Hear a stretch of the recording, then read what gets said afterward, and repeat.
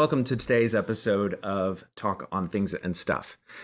Now, we have in past episodes covered several examples of religious sexual predator type abuse, where an individual in authority in some sort of weird offshoot cult-like religion has exploited their position of power, the trust and piety of vulnerable people in their congregation, and use that to satisfy their own sexual gratification. And it may seem like it's something that only happens in weird offshoot sects, but something that happened in the last year, a disclosure about one of the most visible and prominent figures in one of the most widespread forms of Christianity, had something similar happen. And the revelations were so shocking to people who were impacted by the disclosures that it's caused quite a storm in the world of evangelical Christianity. So this is Ravi Zacharias. He's a prominent Christian apologist.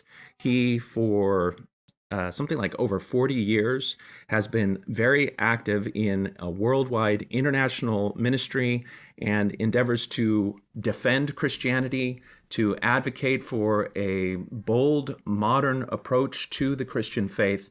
And he served as an inspiration to millions of people worldwide. And he passed away in 2020. And a few months after his passing, several allegations came forward that revealed a dark underside to what was actually going on in the life and ministry of Ravi Zacharias. It was something that was kept hidden not only from the believers around the world who looked to him for inspiration, but also to people close within his own organization and institution, and even his family. So today we're going to discuss the events surrounding these disclosures and revelations of this secret life of Ravi Zacharias. But we're also going to look at how it affects the faithful, people outside of Mormonism who are struggling to come to terms with what this means for them and their faith.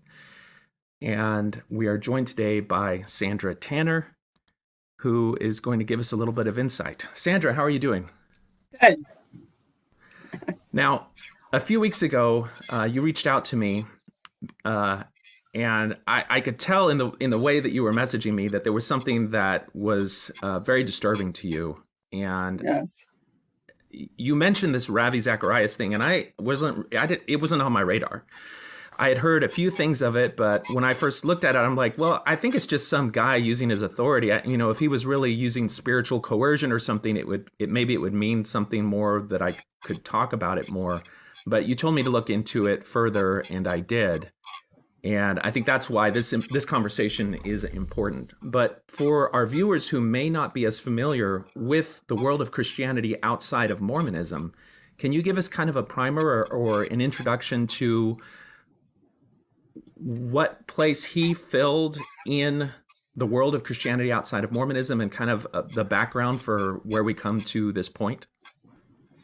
Yes, in evangelical Christian circles, when people want to look to scholars that have addressed the issues of the claims of Christianity, looking for defenses of why believe in God, why believe in Christianity, the philosophy behind believing it, not just emotional, but why is there a reasonable defense for believing Christianity? Well, they would look to people like Ravi Zacharias for inspiration and direction in putting their thoughts together to be able to speak to unbelievers with a confident presentation of their faith.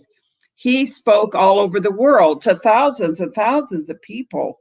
He was a popular speaker at any conference that was big, where there was prominent people going to be on the agenda to discuss the claims of Christianity. Ravi would usually be one of the top speakers. So in the world of apologetics, of defense of Christianity, his name was very big. And people have followed him for 40 years and have trusted him to be a very well-respected, decent, God-honoring Christian that was presenting a life completely consistent with the claims that he was putting out to the public. But he's very well known in Christian circles.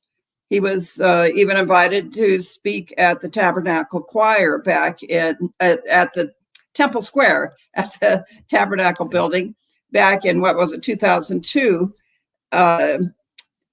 as some sort of outreach to dialogue between Mormons and Christians.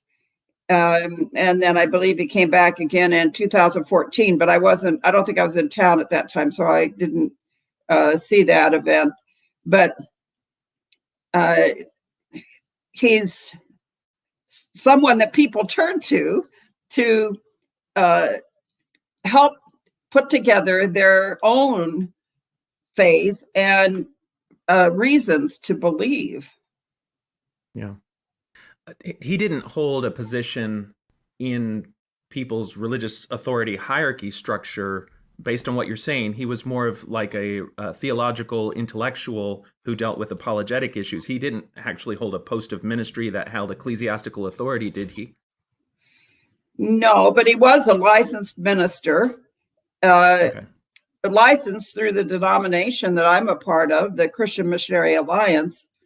But his speaking was not done as a speaker from the Alliance. He was independent in his own ministry. So it would be much like thinking of Billy Graham, who was respected by everybody and was a public speaker, but had no ecclesiastical authority over anybody. And so Ravi would have been in that same kind of position like Billy Graham. Do the people who follow apologists like Ravi, do they have an expectation that they will not so much be perfect, but that they are beyond reproach or anything like that? Like in Mormonism, we revere our prophets and we're told that the prophets will not lead you astray. And is there any kind of expectation attached to that? Well, there is an expectation that when you get to the level of speaking to thousands of people, that your life is consistent, or somebody's going to tell on you. So there is an assumption when you get to that high a level that your life's pretty squeaky clean as far as any indiscretions. And there is, from the Christian perspective, there is a trust that when someone of this caliber tells you that they are living a God-honoring life, that you take them at their word. When you have no other reason to doubt it, and they assert that they are living a God-honoring life, you accept that. And what does it mean in terms of the Mormons have this caricature of evangelical Christians where we say, oh, you guys are lazy. All you have to do is say, I've been saved. Grace has made me whole, and pretty much you're done. You can do whatever you want. Christ has already paid the cost. How does that play into the way that, because nobody is perfect. So even if you have had that experience, even if you're a prominent person in the structure of evangelical Christianity, you're still not perfect. You're going to have some mistakes. How do people take that into perspective? Well, there is an assumption when you have come to this position of faith that your dedication to God has created in you a desire to live a God-honoring life, knowing that you're going to goof up. It's not that we're claiming anyone has arrived at perfection. Well, there's a few people think they have, but generally speaking, we're realistic enough to know we haven't got there yet. But there is a conviction, an effort to present as consistent a life as we're able to do, because we know that we want to honor God. And it's a dishonor to God if we're out there deliberately going about committing offenses against the claims of Christianity. And adultery and lying are two of the ones that come up as, that's sort of like, you can manage those. Okay, so we all have our temptations, but one assumes that if you had serious problems, that you would step away from ministry and seek counseling or help of some kind. And I've known pastors that have done this. I've seen pastors that have had some sort of a problem, maybe with unfaithfulness, maybe with drinking, maybe with mental depression, where they've had to take time off and they've sought professional help. And sometimes if a minister has entered into some kind of just indiscretion, sin, whatever that his congregation feels is unbefitting a minister, they may insist that he step down and go through a time of counseling and maybe take a year off of ministry. For instance, years back when, now his name's escaped me, Jimmy Swaggart was, and a lot of people may not know who he was, but he used to be a very popular TV evangelist and some great music. But he was found to be going to not exactly having sex with prostitutes, but watching women strip. So voyeurism, I don't know what you want to call it.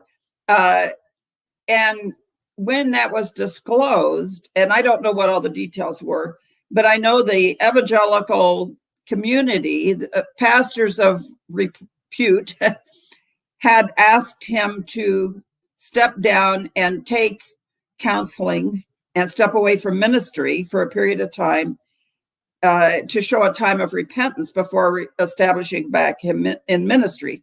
And he wouldn't do that. And so he reorganized his ministry and just kept going. He's still on TV, but there was an expectation that he should have come under some sort of supervision. I don't know what the right word would be. It sounds like there's a framework of accountability. Yeah. There is an expectation of accountability amongst ministers, and that there is an openness to accountability. Most organizations would have some sort of guidelines for things you should or shouldn't do if you're going to represent us in the public. You don't spend the night with some lady that's not your wife. A few basics like you don't go to parties and get drunk and hang out with a bunch of women. They're just things that. And organizations usually have a board where one assumes that the board is keeping track of the activities of the minister so that there's an accountability to that board, because we as the rank and file, there's no way for us to know what anyone's doing in their personal life.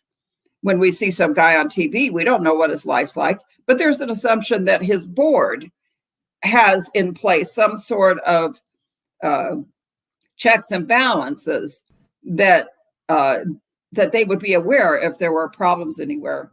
And that's one of the problems we see with Ravi and probably with Swaggart, is there weren't accountability. There was not enough people in the situation to sound a warning signal that there's something that we are worried about here that needs to be discussed.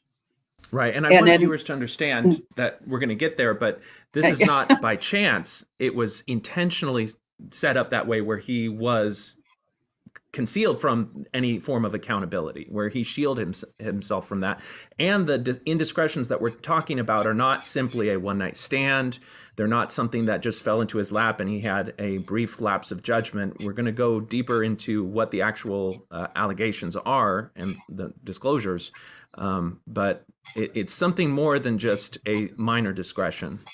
Right. But even in Ravi's organization, I think there was some attempt to have accountability, of openness, of knowing what he was doing, but he took measures to subvert that. Yes. But there weren't enough of those safeguards in place. But what there was, he skirted around them. Yeah, exactly.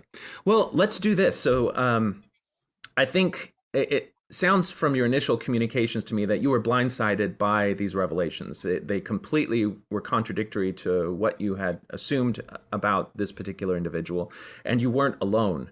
So in 2020, Ravi passed away through what I understand was a fairly rapidly progressive cancer. Cancer, yes.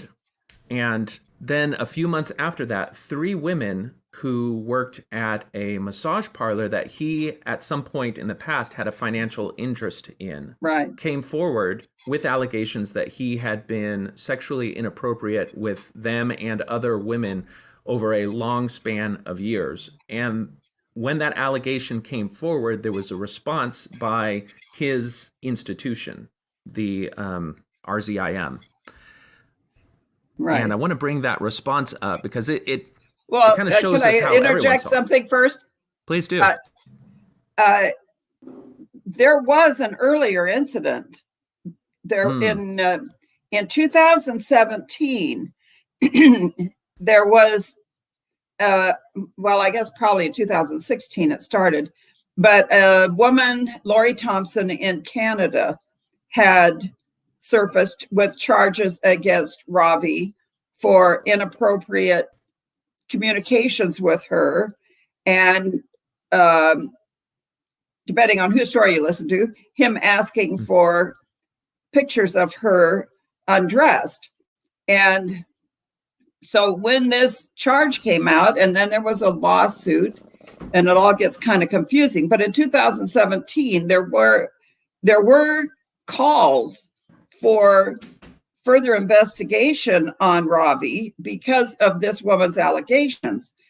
Now, Ravi settled this out of court and claimed that it had been dismissed when actually he had worked out a deal off the records and had a non-disclosure agreement on the thing. We know now he paid her, I think, what was it? Wow, can't remember now the amount. It was quite a bit of money, and under $1 million, but quite a bit of money. And so there were warning signs. But at that time, Ravi insisted to everyone that the woman was the perpetrator. She had deliberately tried to entrap him, and that it was an attempt to blackmail the ministry and to extort money from him. And he convinced his board that he was innocent, that he may not have used enough discretion in his emails with her, but he tried to paint her as the villain. And so it's not like nothing had come out before. And this had been reported in Christianity Today, which is a evangelical magazine that many Christian leaders subscribe to. Many regular Christians do as well. And so it was reported, nationwide, worldwide, whatever, in Christianity Today about this thing in 2017. But everyone assumed Ravi told the truth. It's all in the past. It was the woman's fault, and let's all just move on. Now, I read that article in Christianity Today, and it troubled me. And I thought, this doesn't sound like enough data that I, but what about, who am I? I don't have any pull with anyone. And so it was something I just put in the back of my mind as, wow, that's a sad failure, because I assumed there had to be failure on his side, that those things are not just a one-way street. Right. But right.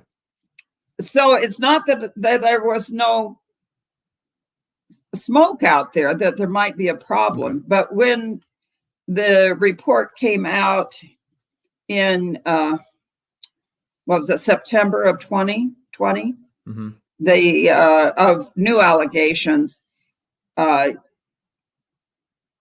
was devastating, because obviously there was more going on, that someone dropped the ball with the Thompson thing in 2017. There should have been further investigation, because these other incidences were already going on. It's not like they happened after her. Well, I mean, some did, but it was already a pattern before her for years. And it should have been discovered then. So it was, it was very... As we go through the report, I think it'll become clear what forces existed that perhaps made it hard for that to be discovered. And it deals directly with how Ravi, as the head of the organization, was able to enact reprisal on anyone in the organization who would raise questions or say, maybe this doesn't make sense. Well, then they would lose standing in the organization or lose their position. And those types of reprisals tend to allow someone like Ravi to continue his concealment of these activities and disparage people who might come forward. So do you want me to say any more about why it was so disturbing? Well, I want to get there, but I think I want later on the audience to understand what the disclosures were, because anytime you look at any sexual predator, when you look at the lengths that they are willing to go, not only to groom and entice their vulnerable targets, but then later to conceal it and to do blame shifting, threats, all sorts of negative messaging to their victims to get them to remain silent, you start to build a more detailed picture of the character of the person to do it, the depths that frankly they're willing to go to engage in these abuses. And I think all of that feeds into the level of hurt and pain that you, as well as many other Christians, felt on these disclosures. So it's very important that you brought up the 2017 allegations. They do get referenced in the report that was brought up because justifiably they said we need to go back and revisit this event from the past to see if there's a pattern. So let me pull up what was the initial response of the RZIM board, which included members of Ravi's family who are surviving him now that he's passed away. So they are giving input into how that response is initially going forward. So if I bring up share screen, and we'll bring up, okay, this is Ravi Zacharias Ministry, and we'll share this tab. Okay, so this is a report from the Religion News Service. This is in September of 2020. And they describe how 3 women who worked as massage therapists at spas co-owned by Ravi in the past have come forward with these allegations. And the response by the ministry, Ravi Zacharias International Ministries, was, "We, the family and ministry teammates of the late Ravi Zacharias, can say that the allegations now being made against Ravi do not in any way comport with the man we knew for decades. We believe them to be false." The statement further said, "These allegations pertain to businesses that were closed nearly a decade ago. The allegations were never made during Ravi's lifetime, but were presented to a third party more than 3 months after his death." Now, that last part of the statement tends to diminish and minimize the allegations because of the circumstances of the disclosure. Saying that it was all in the past, it doesn't match the character of the man that we knew. All of these things kind of serve to say there's probably nothing there.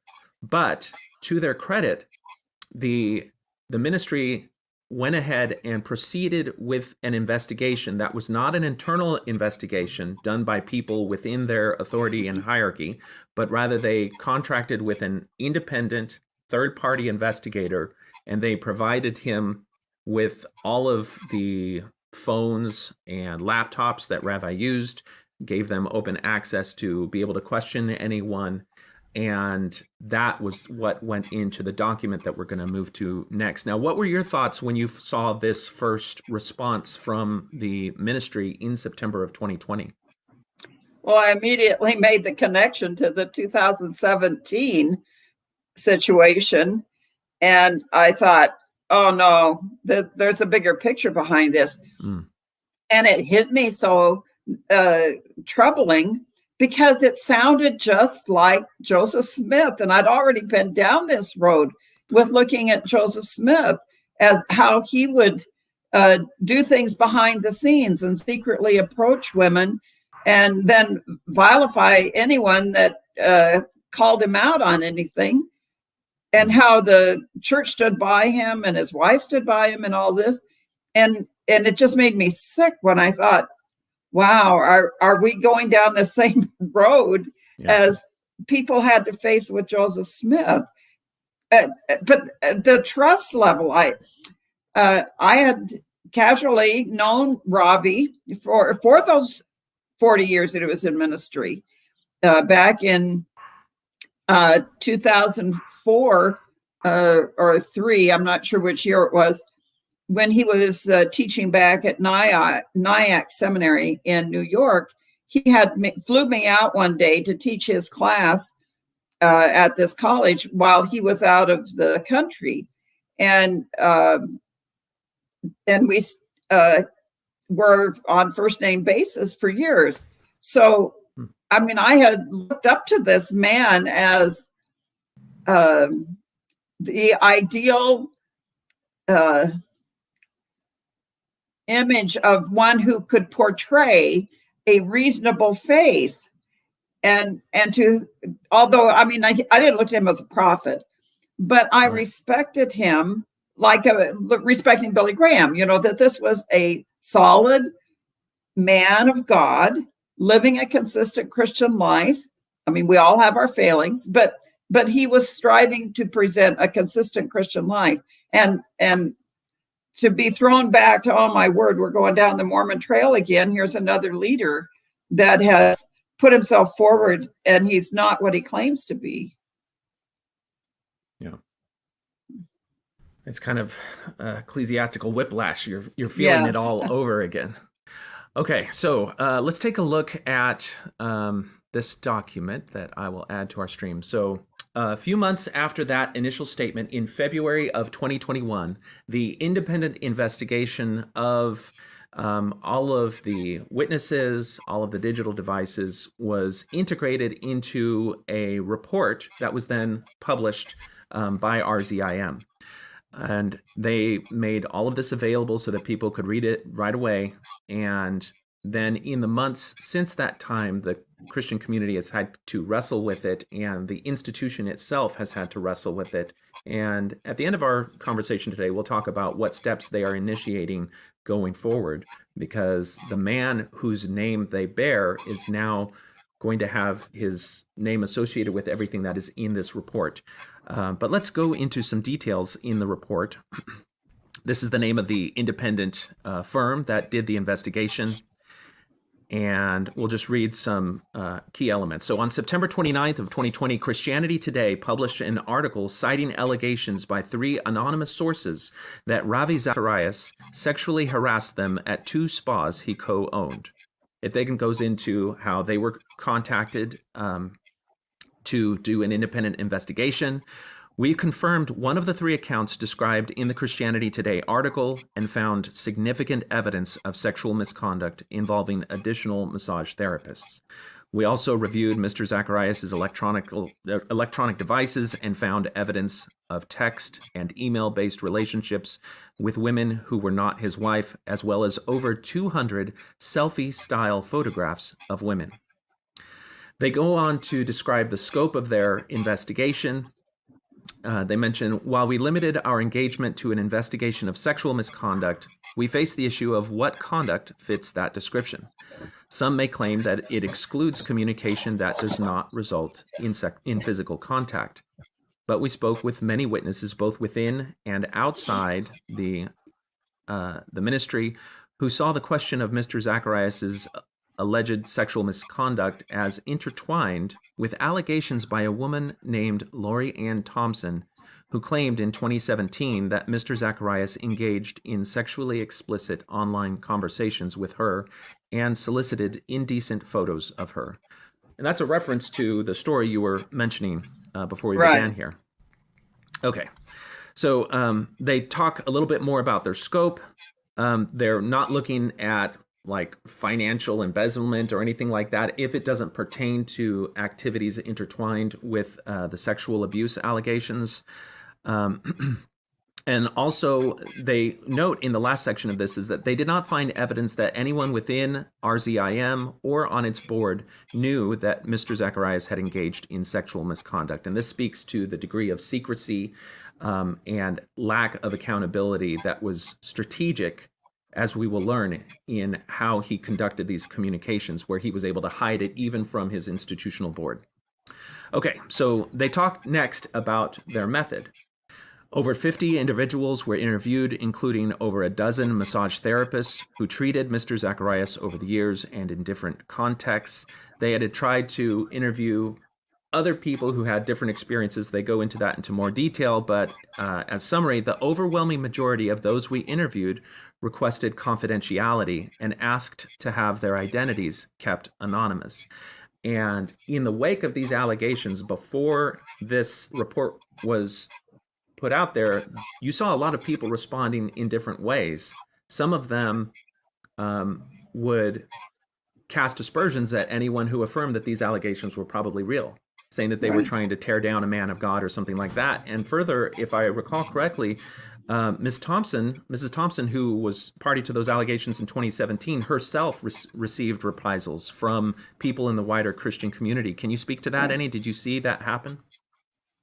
Well, just what's been reported in like Christianity Today and different places like that. But yeah, she got pushback from people saying that she was just trying to entrap Ravi and trying to bring him down. And no one was taking her serious as having been manipulated by Ravi, that she obviously had to be the one pursuing him and intending evil against him. And of course, this is the pattern of people that are and get involved in sexual abuse, especially leaders, that when something comes up, you have to blame the victim. And I think that's true of sexual abuse, whether you're a leader or not, just a rank and file father, uncle, brother, whatever is, oh no, it was her fault. She enticed me. And shifting the blame to someone else. Yeah. And then you have the other people who respect and trust him over anyone else, who will repeat those allegations back to the perpetrator. And all of this just creates an environment where people are afraid to come forward.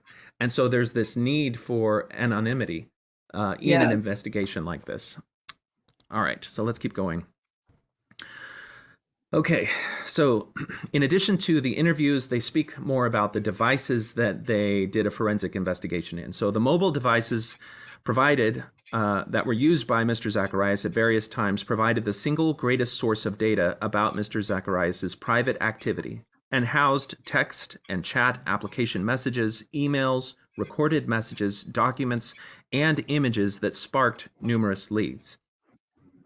They speak a bit about limitations of their investigation in that they were not able to speak with Ravi as he had passed away. And the conclusions that are following in this report are based solely on conduct for which, in our judgment, there is credible evidence. And I think that sets an important standard, even though the things that we're going to see in this report are of themselves very alarming, very disturbing. They may be only the tip of the iceberg. And when you see the extent of what is here, I mean, that I think is even more disheartening. But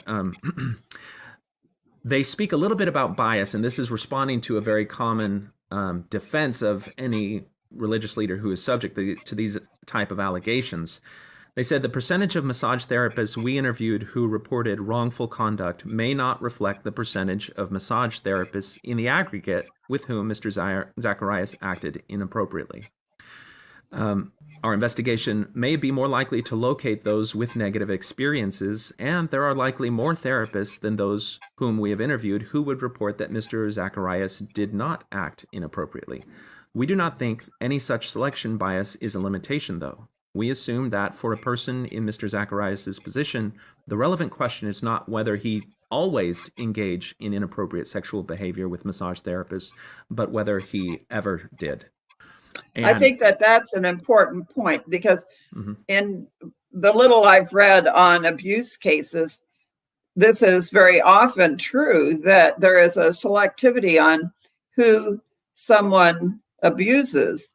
And for instance, a doctor that may be accused of abusing his patients, but he may select certain ones, and others would say, oh, well, I've gone to that doctor for 50 years and never had anything inappropriate happen. But I think it's significant in the detail of the report. It tells how he would talk to these women and, like a friend, and elicit from them a discussion of their earlier life. And then you find out some of these women were had been sexually abused earlier by someone else. And I think that reveals their vulnerability. And so I think they're then taking advantage of, because he knows they already have been through that, which I find so despicable. Yeah. I spent some time looking into several allegations of sexual abuse around Mormon leaders, reading the biographies, the stories, the accounts that have been done. There was one in particular, I forget the name of the book, but it started with abuse that happened in the context of a Mormon scoutmaster. And part of the grooming process was identifying which of the scouts were more amenable to authority and would do things even if there was a little bit off color. And so he had like a game where he was doing sort of a Simon Says sort of thing, and then as a joke he's like, okay, now drop your pants or something like that. And nobody would do that, except there was like one kid who, to be audacious, did it. But then that was a sign that this is somebody who was willing to cross the boundaries a little bit, and that then became a way that he selected the person that he would then go on to target. But you see similar types of the selection of a vulnerable target in the minds of these predators, where they go for people who are not going to report them, or for whom they can get a form of control over, either through giving them money or some other privilege that then now becomes something that they risk losing if they report it. And so it's not surprising, it's actually expected that even an overwhelming majority of the therapists, the people that Ravi would come into contact with, would say, no, he seemed totally normal. And that's just because he's being selective about his victims. Okay. All right. Involvement in spas. So now that they've talked about their methodology, acknowledged certain elements of bias, they're going to go into the actual details that they discovered in their investigation. Christianity Today reported that Mr. Zacharais was involved with Touch of Eden and Jivan Wellness Spas. They go on to some of the corporate and witness accounts that validate and verify that he was involved in one of them. His involvement in some cases was kind of off the books and in more of a financial backer that was unofficial. We understand that Mr. Zacharais was involved in the concept and opening of Jivan Wellness. He had an interest in the Eastern treatment and wanted to bring that influence to the spa, including designing a treatment room specifically for a type of massage. Multiple witnesses told us that he arranged for massage therapists he met in Asia to train the Jivan Wellness staff in those techniques. And one told us that he tried to recruit her from Thailand to work at the spa. He himself had an email address associated with the spa, and he had intended for Jivan Wellness to support RZIM's philanthropic ministry, Wellspring International. And there are notes on one of his electronic devices that are consistent with that plan. So he's taken this business venture and he's tied it to his religious ministry venture as a philanthropic aspect to it, or facet to it. And we'll learn that later that process of inviting women to come and train or work in that spa was part of how he would isolate them and make them beholden to him and allow him then to continue that form of abuse. Okay. Right. So if we continue, his interaction with the massage therapist. Okay. Several massage therapists confirmed that Mr. Zacharias' frequent efforts to try for more than a massage, as one therapist put it. 8 therapists reported that Mr. Zacharias would start the massage either completely nude or remove the sheets during the massage. 6 therapists reported that he always or almost always had an erection during the massage. 4 therapists reported that he would either touch his genitals or ask them to touch his genitals, and 5 therapists reported that he touched or rubbed them inappropriately. Some therapists pushed back on his behavior with some success. One reported that she would re-drape him if he removed the sheets, told him when she was uncomfortable, and told him he would have to leave if he did not stop. One therapist responded to his attempts to rub her legs by moving his arms back onto the table and at times even binding his arms with sheets into a sling to keep them from wandering. She refused his frequent requests to touch his genitals. Another therapist told him she did not feel comfortable and would stop him when he would rub her leg up to the mid-thigh and grab her waist, which was an obvious cue that he wanted more. Another therapist also refused when he asked her to go lower and massage closer to his genitals, and she admonished him on several occasions when he would start touching himself. He asked this same person to travel overseas on a massage trip, to massage him on trips, but she was not comfortable with him, and she was afraid she would not be able to afford a plane ticket home if she felt the need to return early. She reported that she could see how more than a massage would have happened if a therapist did not feel comfortable speaking up and pushing back. Now, there's some things to observe in the type of behavior that is being depicted there. All of these things are done with a possibility of plausible deniability, where if they did go forward, he could just say, no, this is just how, my hand was wandering. It was subconscious. I wasn't thinking. Or, my hand just accidentally brushed her thigh. She made more of a deal of it than she should. There's all sorts of different excuses that could happen because it's all done in kind of subtle forms. Yeah. And this could be, as we'll see, that these are examples of women therapists who rejected his behaviors. And we'll see later that there were other ones who were more vulnerable to the type of enticement and the type of manipulation that he did. Anything catch your eye in terms of the types of abuses that he's starting here, or the types of improprieties? Well, he's building a relationship of figuring out who will allow him access to touch them. And so it escalates with certain women. Some women reported, oh, no, everything was just completely professional, in our sessions. But he picked out the ones that were vulnerable. Then he tested them on a little bit of touching, a little more touching. Yeah. And it's this gradual building up to where he ends up with at least one woman requiring sexual intercourse with her. Yeah. What do you think of that suggestion that one of the therapists go with him on an international trip? Well, it doesn't pass the smell test. What would be the point? And then you get further into it all and you find that he was helping some of them with their rent or subsidizing their housing, and all in ways to keep them accessible to him. His organization should have questioned some of these things that were going on like that. You don't take a woman on a trip to Europe or Asia. Well, and I think he has that plausible defense. He had a bad back and he required multiple therapists, and we'll see how that defense works in this manipulation in the future. But this is one woman who he made the offer to, and she saw that it would place her in a vulnerable spot for which she would have no out. Yes. And so she felt like she would be trapped.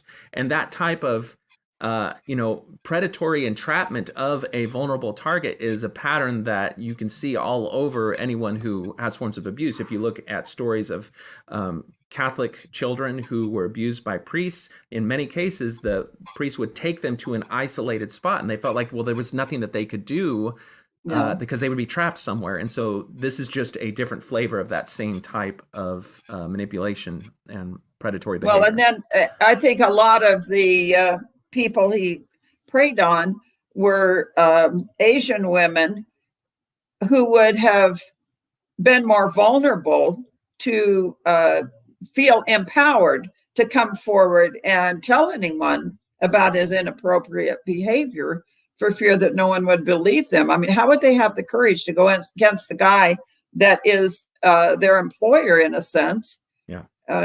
And would they be blackballed from massage therapy? Would he come out against them and smear them to where they would have no employment?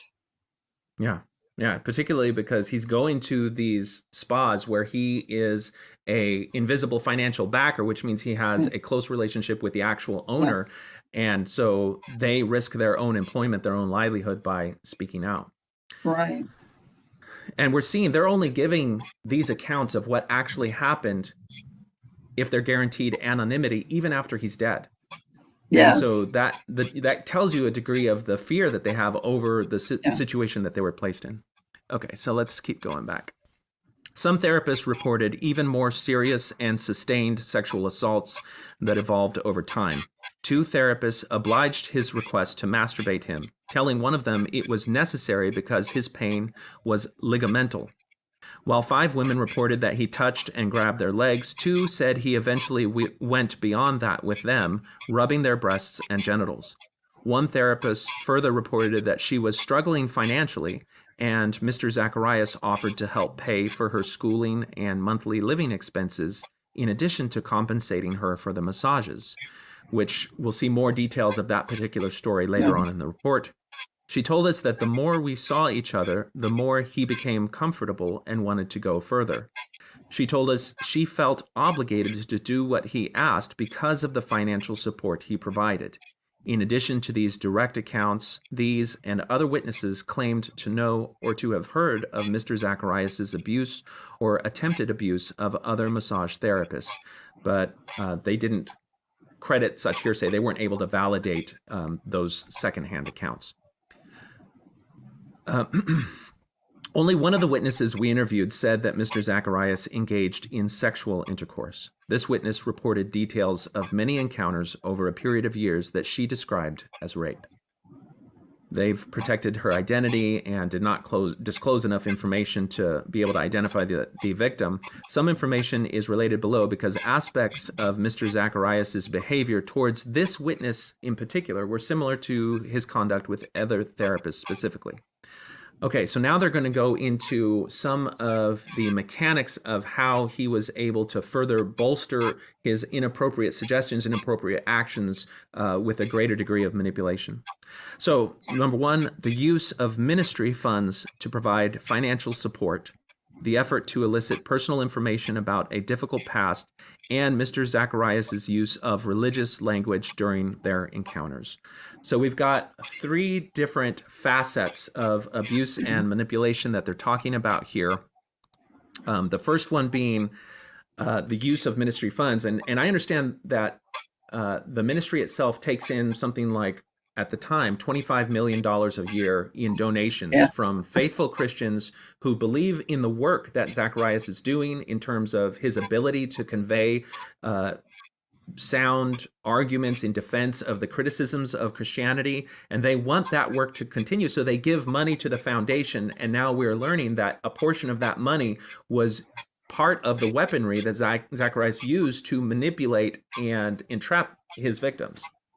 Right. And people need to understand that this is a very large organization.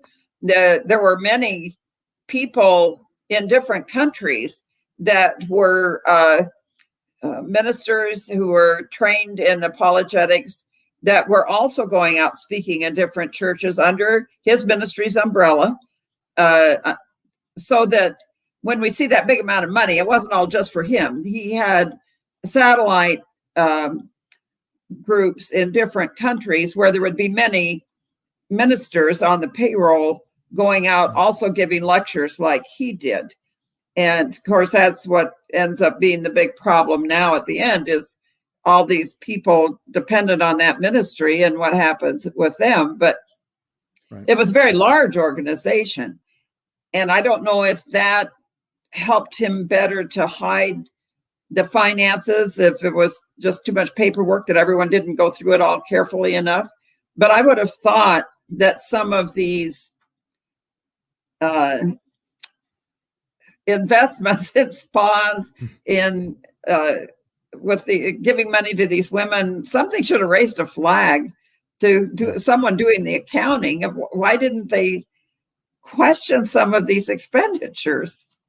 Well, and I think we'll learn later in the investigation that you have the ministry itself, and then you have this kind of separate supporting ministry that had its own internal accounting, and so there wasn't transparency in that, and that was what he was drawing from for this. And so, shell corporations, completely opaque accounting practices where you're not disclosing to your donors the actual detailed accountability of where the money that they've donated come. All of these things are setups for abuse, and it's part of why so many former Mormons are vocal about the church needing transparency in their finances, because it's in that lack of transparency that these dark things hide. The Catholics, many people who were faithful Catholics, donated to the church for their entire lives, were aghast once a judge ordered that the regional Catholic church in a precinct where they were dealing with a clergy sex abuse case, they had to disclose how much money that had been paid out in non-disclosure agreements over the past 15 years, I think. And it was like on the order of $15 billion. It was like a tremendous amount of money. And the Catholics were just like left jaw dropped, because they had no idea that the problem was so extensive that if there was transparency on the, where the money goes, it is a way of accountability for where problems may exist. And it allows people to then ask questions and find out and uncover. So if there was that degree of transparency here, then people would say, well, why are we paying this money to this particular woman? And then there would have to be an explanation made. And certainly that's subject to its own forms of manipulation, but it at least is one more degree of accountability. The next thing that they mention is his efforts to elicit personal information about a difficult past. And you alluded to this earlier in terms of how people groom and select vulnerable targets. And you see that again and again in these types of abuse cases. I don't know if you've seen the HBO documentary, The Vow. It's about NXIVM, it started out not as a religion, but as kind of a corporate empowerment organization. There's this guy named Keith Raniere, who was the head of it all. Fast forward from when you first hear about it, at the end, it turns out that it was essentially what they call a sex cult. He was exploiting victims. He had this whole group of women who themselves had been manipulated and put into positions where they had branded themselves and made themselves available as what is described as sexual slaves, but they were essentially victims of his predation. When you go and watch the documentary, one of the things that first really attracts people to him is that he really wants to know about what are the difficult things in your life. What do you struggle with? And it's done under the heading of he's going to help you with those things. But what it actually turns out is he's mining them for their vulnerabilities, which he will then exploit to get them in his power and under his influence. And when you understand that that is the pattern that these manipulative abusers do, then you can see where you might at first say, well, this is simply a man of God looking for the difficulties in someone's life so that he can, participate in the process of healing. When it's nothing like that at all. It's actually somebody who's trying to find your weakness so that they can prey upon you. Right. And then finally, his use of religious language during their encounters. And this is the part that I didn't expect, I didn't understand. And when we get to the details of that, there are so many parallels with Joseph Smith, because it's kind of like, when I did the presentation on the happiness letter, we started out looking at religious manipulations done by men of God who used scripture, who used special divine appointment to allow themselves to override the moral standards of the people who they set their sights on. And we're going to see some examples of that. Okay, so let's continue in our read here. The witness told us that their relationship began as a normal massage therapist-client relationship, and she came to think of him as a father figure. So what they're saying there is that there was an extended period of time where he did not make these inappropriate advances, but her seeing him as a father figure, I think it's understandable to say that he's probably already started that process of finding where her difficulties in her past were so that he knows what points to press on when he tries to manipulate her. He elicited information about her faith and her financial situation. She reported that after he arranged for the ministry to provide her with financial support, he required sex from her. According to this witness, Mr. Zacharias used religious expressions to gain compliance, as she was raised to be a person of faith. She reported that he made her pray with him to thank God for the opportunity they both received. She said he called her his reward for living a life of service to God, and he referenced the godly men in the Bible with more than one wife. She said he warned her not ever to speak out against him, or she would be responsible for the millions of souls whose salvation would be lost if his reputation was damaged. Wow, that, for me, in this whole report, that was a bombshell paragraph. What does that remind you of? How did that strike you? When I read that, I just stopped and wept, because I thought, it is Joseph Smith all over again. This, and we see it in other religious leaders that have done the same type of thing. Jim Jones did this with the women that he preyed on, by telling them that God has gifted you with the power to give me strength for my ministry. And so the special gift you've been given is something to be celebrated. And put it on to the woman. You need to submit to me because you are making it possible for me to go forward in ministry. And when I saw that in the Jim Jones documentary, I thought, oh my word, I've seen this before. And so when I hit this in this letter, I mean, it was bad enough on the earlier stuff, but when I hit that, I thought, okay, this is the ultimate betrayal. When you blackmail someone into submission using the name of God, preying on their religious vulnerability, their trust in you as a minister of God, that was like a knife in the heart. I thought, oh, Ravi, how could you do that? It's so deliberate, so contrary to everything in Christianity, to use the name of God to make a woman submit to you. This really reminded me of the happiness letter. Because that same form of manipulation, and they point out correctly in this report that she was vulnerable to this type of manipulation because specifically she was raised to be very religious, to be very devout.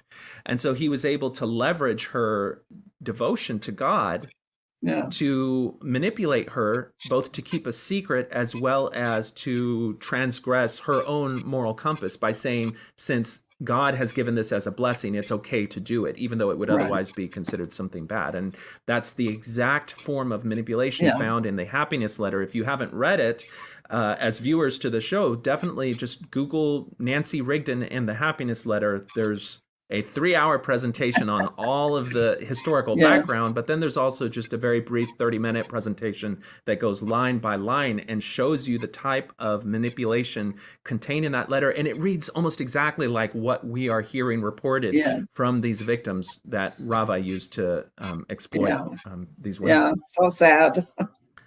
And particularly the part where he's also using guilt, where if she reported him, if she tarnished his reputation, she would be responsible for the loss of salvation for millions of souls. And that accusation we hear echoed in people who survived Joseph Smith, where they said, I think it was Sarah Pratt who mentioned that was part of him trying to silence her. But I may have to have that name wrong. Okay, so let's get back to our report here. A number of aspects of this account involved similar behavior and escalation as the accounts of other therapists who would not have known each other and who treated Mr. Zacharias in different contexts over time. So he's saying that this isn't like a bunch of people getting together and scheming to get their story straight. These are people who didn't know each other, encountered Ravi at different times in the course of his operation, so that when you start to see consistencies between them, it validates that what we're hearing is true, and it's depicting a pattern. Right. The therapist he reportedly targeted for, quote, more than a massage, unquote, discussed a similar modus operandi of building their trust, making them feel at ease. As one put it, he wasn't frisky initially, Some therapists described a process that began with probing conversation and him asking about their families and backgrounds, often delving into deeply personal issues such as financial struggles or emotionally broken backgrounds. For example, one therapist reported that Mr. Zacharias spent the first half of their first massage session asking about her spiritual journey and prior abuse. This set her at ease and made her feel that he cared for her as a person before he later asked her to massage his genitals. Another woman reported that he would talk about her career plans and efforts to improve her financial situation while he was massaging her breasts. She never came forward because she thought, who would believe me? Against a famous Christian leader. Some therapists also reported that Mr. Zacharias paid very well or would leave large tips and gave gifts that were at times lavish, such as a Persian rug or a Louis Vuitton wallet with $500 inside. Yeah. So there we see more details about the type of manipulation that he gave. Right. And for those for people that have honored Ravi and want to continue to say, I've talked to a few different people that have sort of minimized this as, oh, well, it probably wasn't that bad.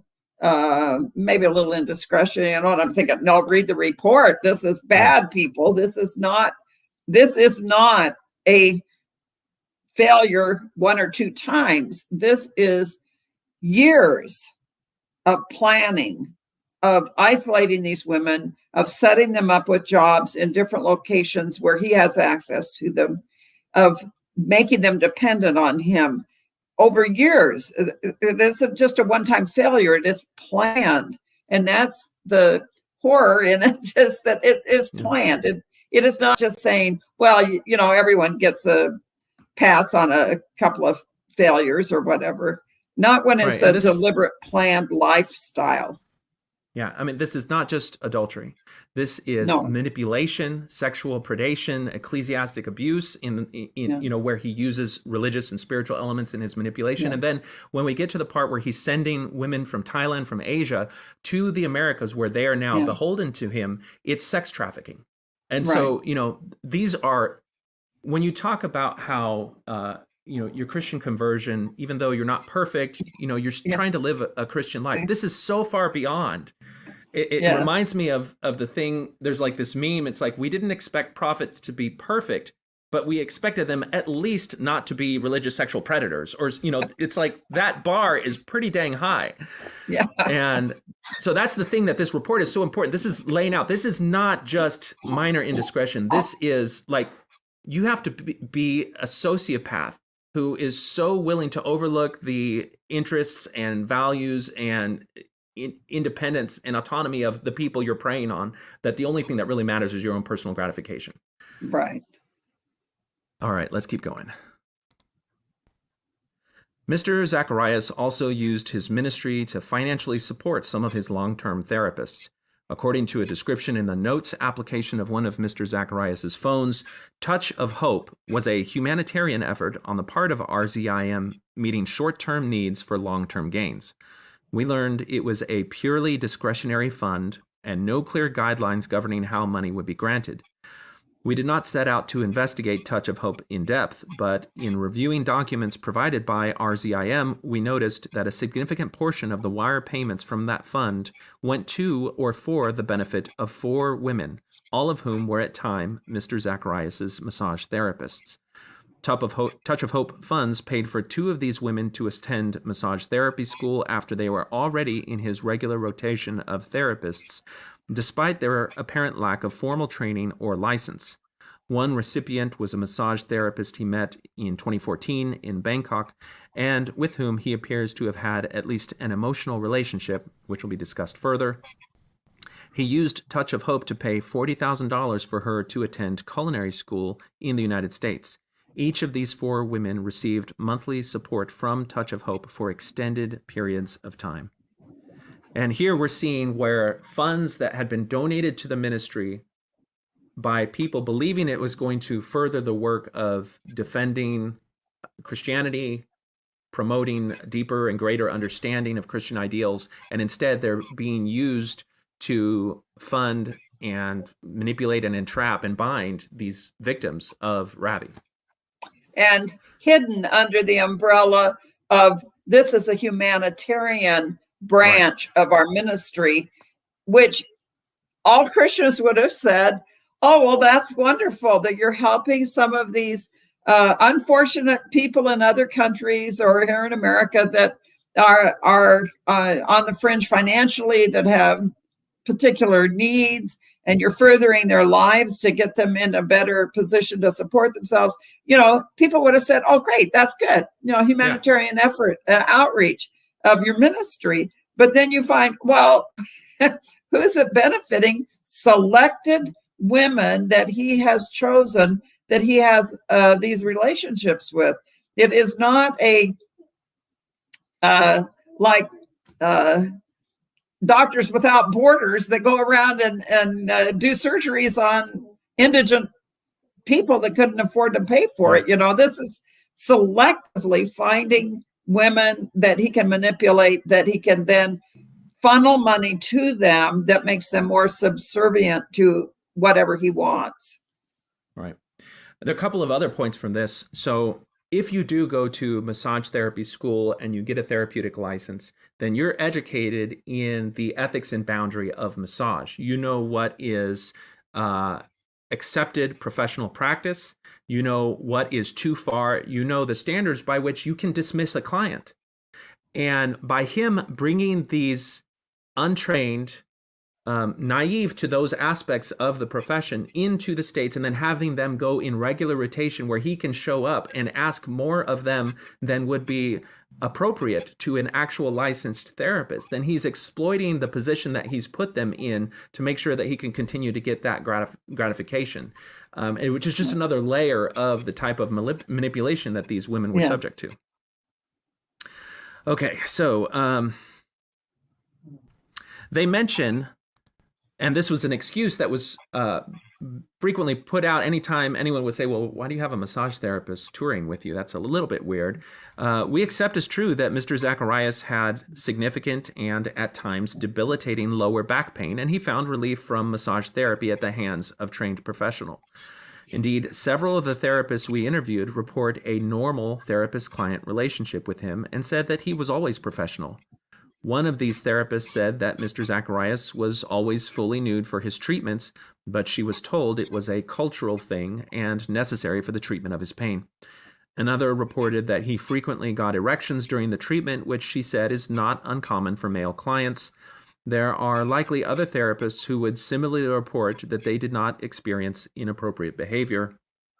So we're just acknowledging that aspect of these therapeutic client relationships. But again, all of these things are things which provide him plausible cover for the times when he would go too far. And as we mentioned before, if a therapist gives off an air that they're not going to take any violation of normal boundaries, and he may just do something that's just a little bit outside of the norm, and if they immediately push back, then he'll say, okay, well, I know this is not someone that I can push the boundaries with. And that's just part of this whole grooming predation practice. All right. Let's keep going. Mr. Zacharais spent much of the year on the road and typically had at least one male RZIM staff member travel with him. These travel assistants provided the appearance of accountability, so Mr. Zacharais could say that he did not travel alone and was never alone with a woman. Indeed, all of the travel assistants we interviewed said that they never observed anything improper. Most of them were aware, however, that Mr. Zacharais had a massage therapist who was often with him to provide treatments during his travels.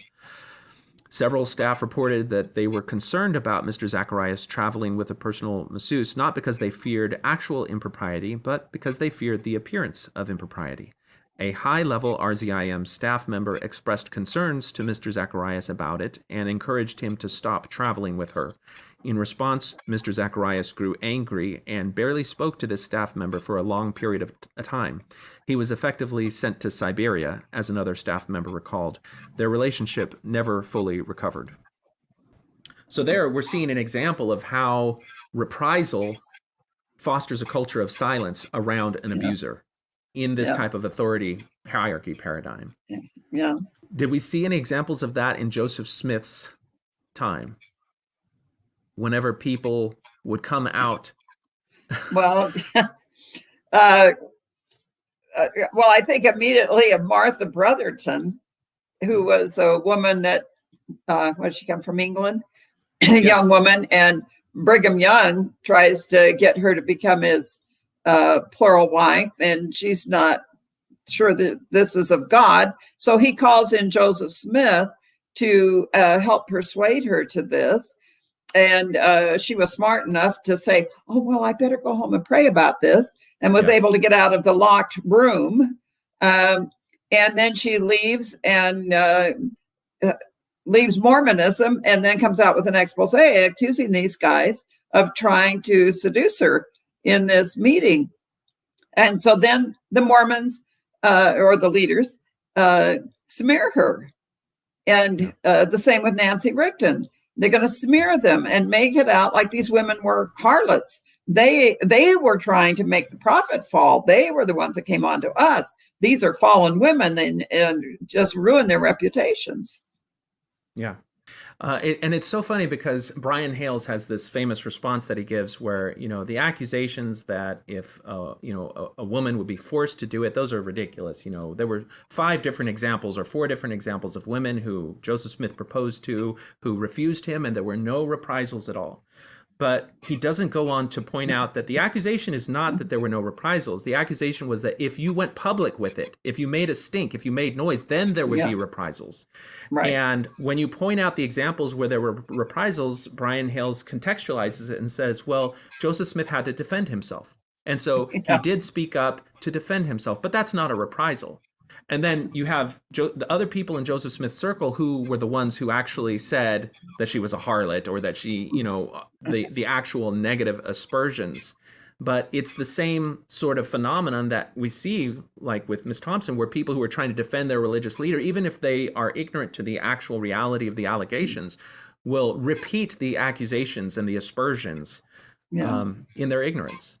Right. And much like you, the feelings of betrayal that you felt on learning this about Ravi, I look at the difference between 1842 and 1844, where in 1842 with the John C. Bennett affair, you have William Law and Robert Foster both giving affidavits, giving their name, giving their reputation to that pamphlet, the certifications regarding the accusations of John C. Bennett, protecting Joseph, saying Joseph is not doing anything like this. And then those 2 people later in 1844 learning that they had been lied to and manipulated to defend Joseph. And I feel like some of that feeling would have inspired them or motivated them more to be involved in the publication of the Expositor, because they had their own names and reputation mixed in with his lies. Right. And I feel sorry for Ravi's family on all of this. I know for his daughter, who was the CEO of the organization, I mean, she at first said there was no truth to any of this and defended. Of course, she defended her father. She hadn't seen any evidence on it. But then when it came out, she was to be commended for coming forward and owning up to it. And she has a very heartfelt statement now on their website where she concedes that these things are true. They're heartbreaking, and they're trying to figure out how to go forward with this knowledge, but she fully acknowledges the results of the report.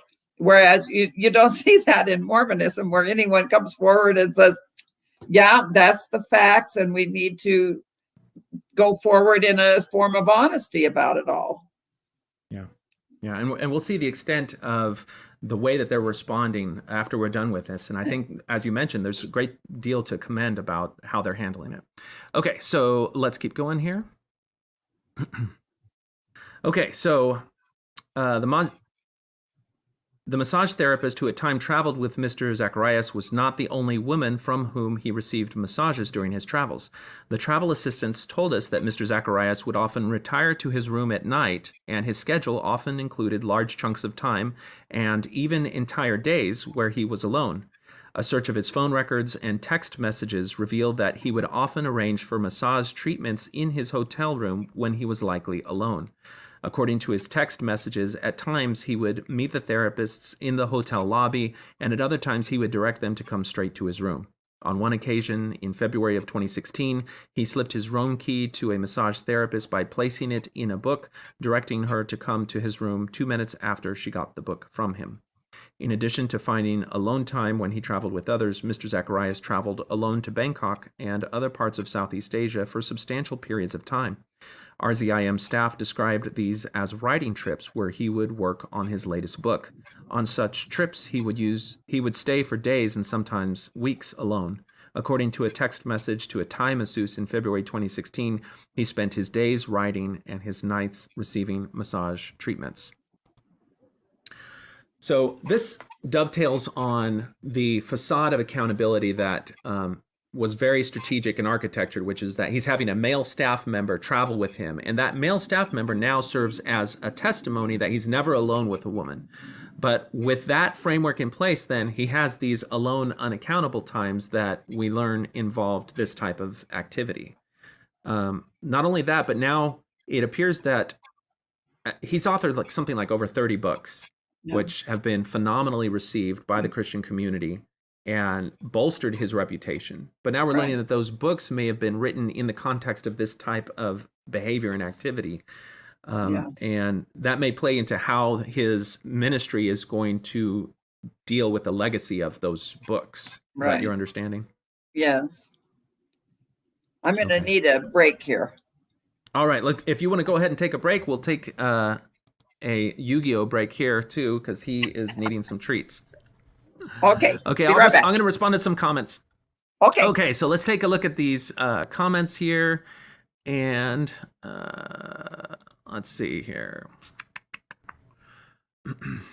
Okay, Matthew Allen says, I'm so honored to hear from Sandra. You are a legend. Thank you and your honored husband, Gerald. I also need to apologize for thinking evil of you most of my life. I hear that sentiment echoed a lot. I grew up outside of Texas, so I didn't get to know of the evil apostate reputation of the Tanners until I was already investigating this stuff. But that was one of the things that struck me as the most contrasting thing, was the evils foretold about the Tanners, and just how not only just approachable and sweet and endearing, but also with such a devotion to a Christian identity and a love of God. And that was one of the things that a lot of us in the ex-Mormon space understand Sandra Tanner as a fierce voice of honesty for the church to be accountable, to be transparent in both its history, its doctrine, its theology, and what goes on today. But even above and beyond that, she's a fierce advocate for people to find the same type of meaning and significant spiritual awakening in a life guided by the principles of Christianity that she herself has found hope and faith in. And just listening to her talk about her testimony, there's something very appealing to that. And I know a lot of people who come out of Mormonism lose an affinity or a desire to be affiliated with any religion or any spirituality at all. And just to see people who, even with that background, can still see and appreciate Sandra and her work for what it is, I think is very endearing to me as well. So let's see, what do we have? We have Matthew Allen, who again mentions that he's bought some of your books and will continue to buy more. Again, one of the things that Sandra has is the Utah Lighthouse Ministry bookstore, and that's where for a long period of time, that's the only place that you could find certain rare and hard to find aspects of Mormon church history. A lot of people have not realized that they were the sole source for so long, because we are now in the age of the internet where you can get all of this information. For a long time, people talk very easily about the CES letter. The CES letter is just, the most phenomenal expose of all the problems in church history. Well, the CES letter is like the cliff notes of the cliff notes of the central text that Gerald and Sandra Tanner put out. Let's see if I want to make sure I have a link to it. Mormonism, Shadow or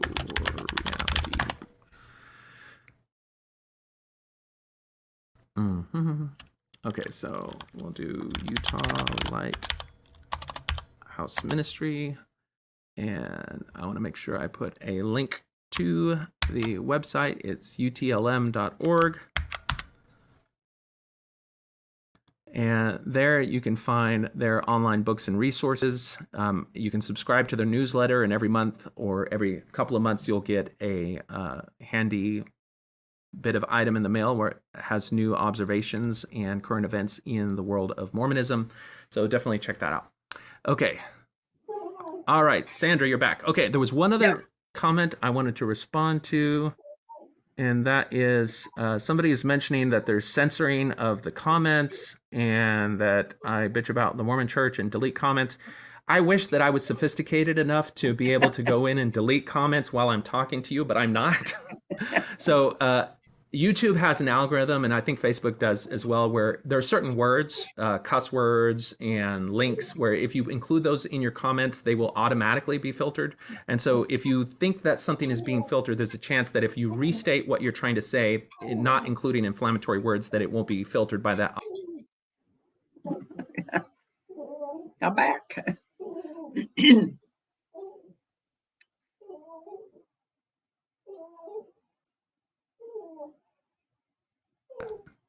And I'm back. Sorry about that. Okay. My thumb clicked the wrong button. Okay, so let's now continue our read. And at any point, if you need to interrupt me or take a break, then we can do that. So I'll go to share. We'll hit share screen and go to our window and bring it up. Add to stream. Okay. So let's see here. It goes on to mention that in Thailand, I believe, or in Bangkok, Ravi actually owned a couple of apartments, and he would travel there and put one of his traveling massage therapists in the other apartment. Now we're going to jump to a review of the incident from 2017 regarding Lori Ann Thompson.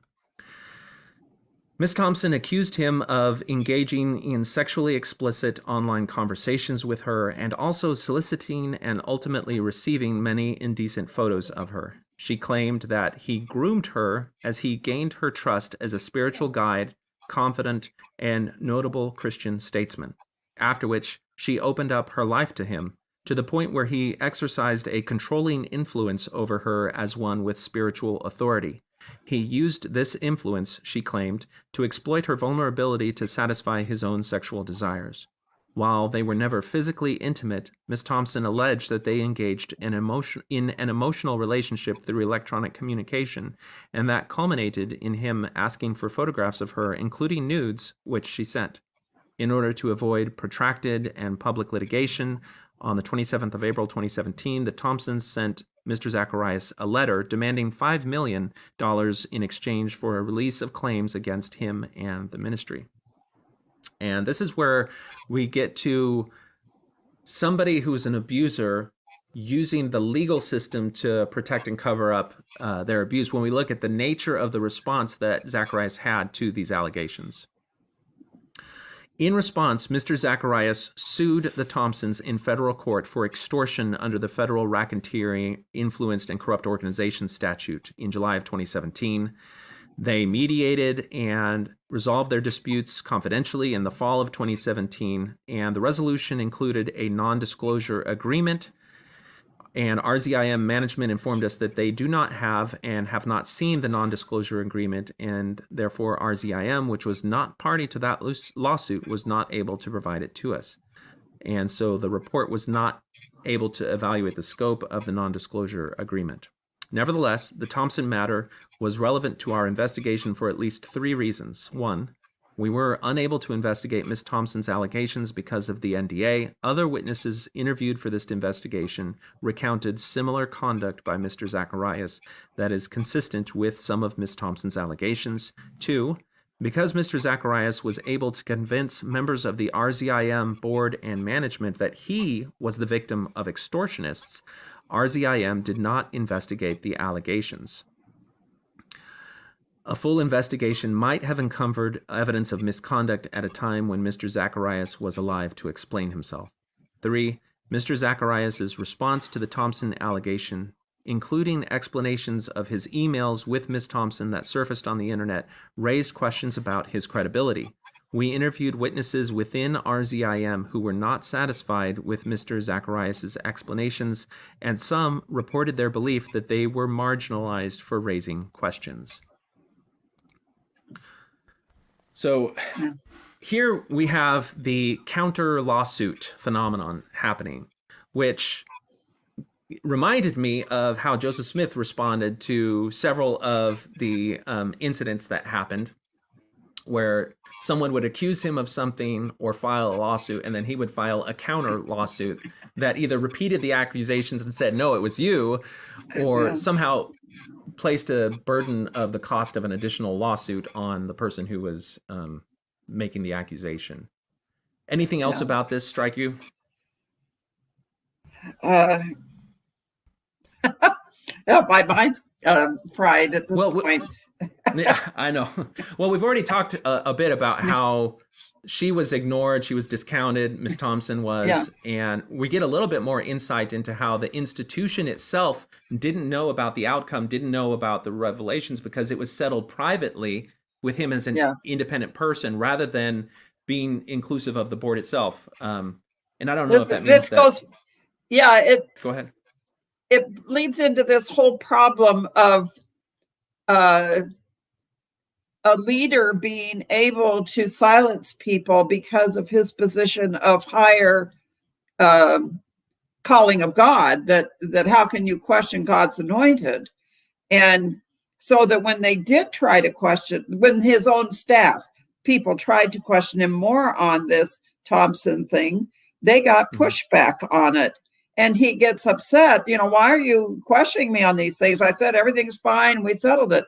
But he deliberately misrepresented what had happened on the lawsuit, the settlement, everything had been misrepresented to his own board. And then they were denied access to the information to see that, to be able to know how he had cast it in the wrong light.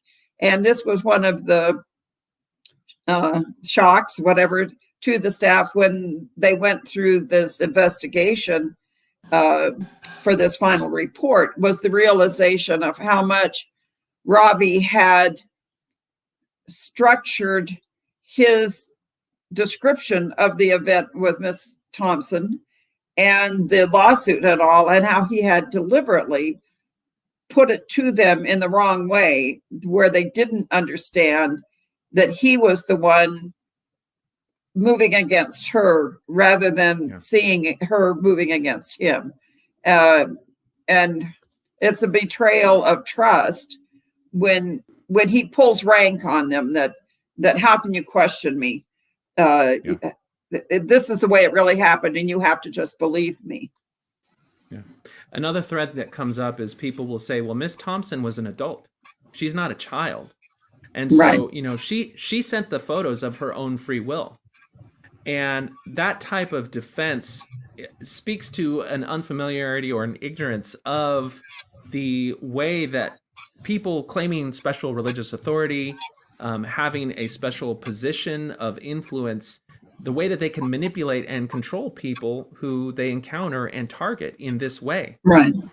Just like anyone else who is subject to manipulation and abuse, she's not responsible for being the victim of his predations. She's, admirably survived not only his predations, but then the backlash of the community that came when everyone believed Ravi. And, it's my understanding that they are still constrained by the non-disclosure agreement legally. And a lot of people have been calling for RZIM to release them of that. But as is pointed out in this report, that was not up to RZIM. It's up to Ravi's personal family. Yes, and that is troubling to me, that whoever controls that is not willing to release all the information. And they would have more information than even on just the Thompson thing. And we aren't sure who is the one that controls that. The daughter, I believe, has said that it's not her. And I believe the wife claims it's not her. So I don't know. who has holds the power of releasing that, but whoever it is not willing to release it, which to me says it would have more damning material in it, or why wouldn't you release it? I mean, how can it be more damaging than what we already have in this report? So if all this is out, well, then why wouldn't you release it? Unless it would show more clearly that he was the aggressor to Mrs. Thompson. And that's my fear, that it would show his willing efforts in trying to recruit her into his interests of collecting photos or whatever. Well, and as we saw in these other instances, that may be part of his manipulation, initially the photos, but if he has an opportunity to meet in person and to bring that to the next level, he's going to take advantage of it. And we don't know that if he had not passed away, or if she hadn't, if she had continued down being subject to his manipulations, that he would have arranged for something like that in the future. Right. Okay, so let's keep going here. All right, we're getting to the end of this, not too much longer. Okay, this is interesting. On at least one occasion, when someone within RZIM questioned Mr. Zacharais about the Thompson allegations, he responded in substance that he had provided all of his devices to his attorneys, and they agreed he did nothing wrong. Now, what kind of defense is that? Well, first off, we know he didn't make everything available to them. Well, not only that, but your attorney is under an obligation not to work against your interests. Right. And so an attorney is not going to say, "Oh yeah, he's guilty. He give me the." Oh, it's. I mean, the attorney would be subject to his own ethical violations as an attorney. But just the fact that argument worked for a time is a little bit of a red flag, that there's a shield of accountability that he's built up against himself. But what it does remind me is, one of the defenses that Joseph Smith had was that he keeps a clerk with him at all times, and he keeps a daily journal of all his activities. And so if anyone accuses him of anything, they can just go and read that journal and they'll see that he's innocent. But he controls what goes in that journal.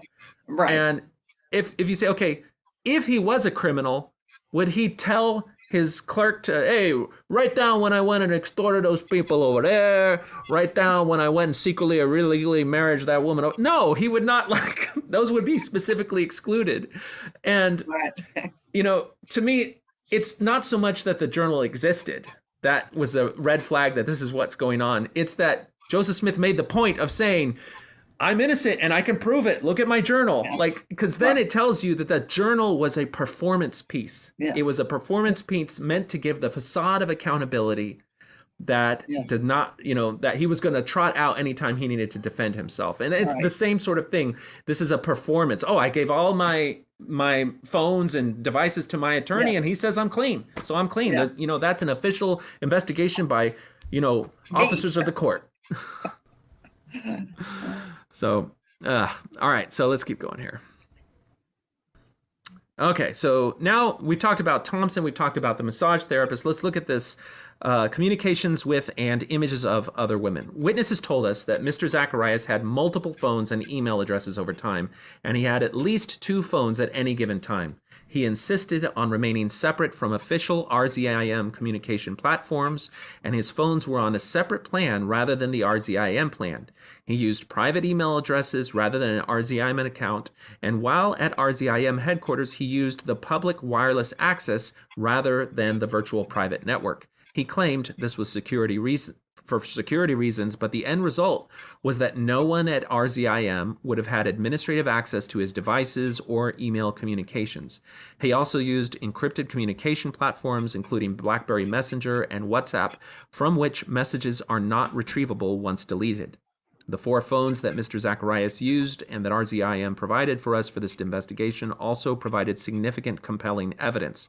For example, in the notes application of one of his phones, Mr. Zacharais kept translations of certain words and phrases in Thai and Mandarin. The Thai phrases included, "I miss you so much," "I want to see your face," and a little bit further. The Mandarin phrases included softer, lighter, you are beautiful, not enough. I hope our love lasts forever. I love you from the bottom of my heart. I'd like to have a beautiful memory with you. Life is wonderful because I could meet you. Your lips are especially beautiful, and I love you, darling. Now, this is having these things on his phone further validates that there were these inappropriate things going on. But the whole thing about having separate phones, not using any of the institutional email things, this is a premeditated, intelligent person who is specifically saying, I need to make sure nobody can see the communications that I'm having. And so that's a red flag right there. Right. And I hope that they learn from this, that many ministries will learn from this, that internally there's got to be people across the board in your organization that have access to information, because it protects the organization against someone falling into this kind of a practice and no one knowing it and then being blindsided by it later. Any organization needs some sort of shared information and accountability to one another. I just don't see how they're going to work around it, though, Sandra. Because if you think about it, like if your job says, okay, you have to use this cell phone and this email account, they don't have the right to say you can't have your own private personal cell phone and your own private email account. And so it's like they can't say you're forbidden to communicate with anyone. So I think this vulnerability, this weakness is going to exist, and it's always going to be exploited by people who want to hide their things. It's just one of those things that you just have to be aware of, and is just an ongoing. It's a problem. I mean, I'm right now I'm using my personal laptop, not my office computer. For reasons of technical things, my office computer is older and doesn't have as good a setup for using it for the internet, but I am using my own computer. So I have my own phone, computer, and that are not accessible by those on that work for me, although they have to help me get on the internet all the time. It's certainly that anyway. It's around enough that anyone can probably check it out, but it is a problem in today's technology. How do you guard against, if someone is determined to have nefarious activity in today's world, they can find a way to get a private instrument to do it with no one knowing about it. It is a problem. Yeah.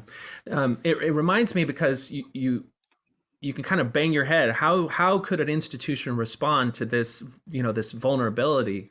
And the Australian Commission on Child Sexual Abuse for Institutions came out with a document that included a bunch of best practices. And part of it was fostering a culture within the institution in which all party members, both administrative as well as the clients or the people who are in the institution as members, understand what appropriate and what inappropriate communications are, and that there's a very public advertised route for reporting inappropriate communications, so that and they include, you got to teach kids this from the beginning. So if a leader ever takes you aside and asks you something, Yu-Gi-Oh! Oh, sorry about that. Although I heard Onyx coughing up crap earlier. Yes. Well, he's now gone to sleep. Crook here. So what I was saying is that so that the institution fosters a culture in which everybody involved understands what the red flags are and knows that there's a route to report them when they happen, and a route that is safeguarded from reprisal. And so that the result of that is that institutions, ministries, schools, businesses, or whatever can take those best practices and start to adopt them to start to foster a culture. And they said, in addition to fostering this culture in the existing leadership, it needs to be part of your hiring practices, that you're talking about these things so that you're making sure the people you hire come on board with the understanding that anyone, regardless of their position in the hierarchy, if they start showing evidence of this type of behavior, that the expectation is they will be reported so that an investigation can happen. And maybe in some cases, it's a misunderstanding or whatever, but that needs to be part of the process. So that's one thing that institutions can do. All right, so let's keep going. Okay, so amorous communications and relationships. Mr. Zacharais had extended communications with women over the years. Some of his communication was innocuous and professional, some was more personal. Now, while a review of Mr. Zacharais' communications revealed that he often gave compliments and used terms of endearment such as dear and sweetheart in completely innocent ways, we found communications that in our view defy characterization as innocent. Now, this is important because a lot of the times when people would say he seems inappropriately intimate in his communication with that women, they'd say, oh, no, that's just, he does that. He's just like, he's got this sweet old man thing that he does. He treats everybody like a grandfather. And so he just calls everyone dear and sweetheart. But then that provides a cover that allows him to go and transgress these boundaries, as we'll see here. In September 2014, he exchanged emails and photographs with a woman who lived in Seoul, Korea.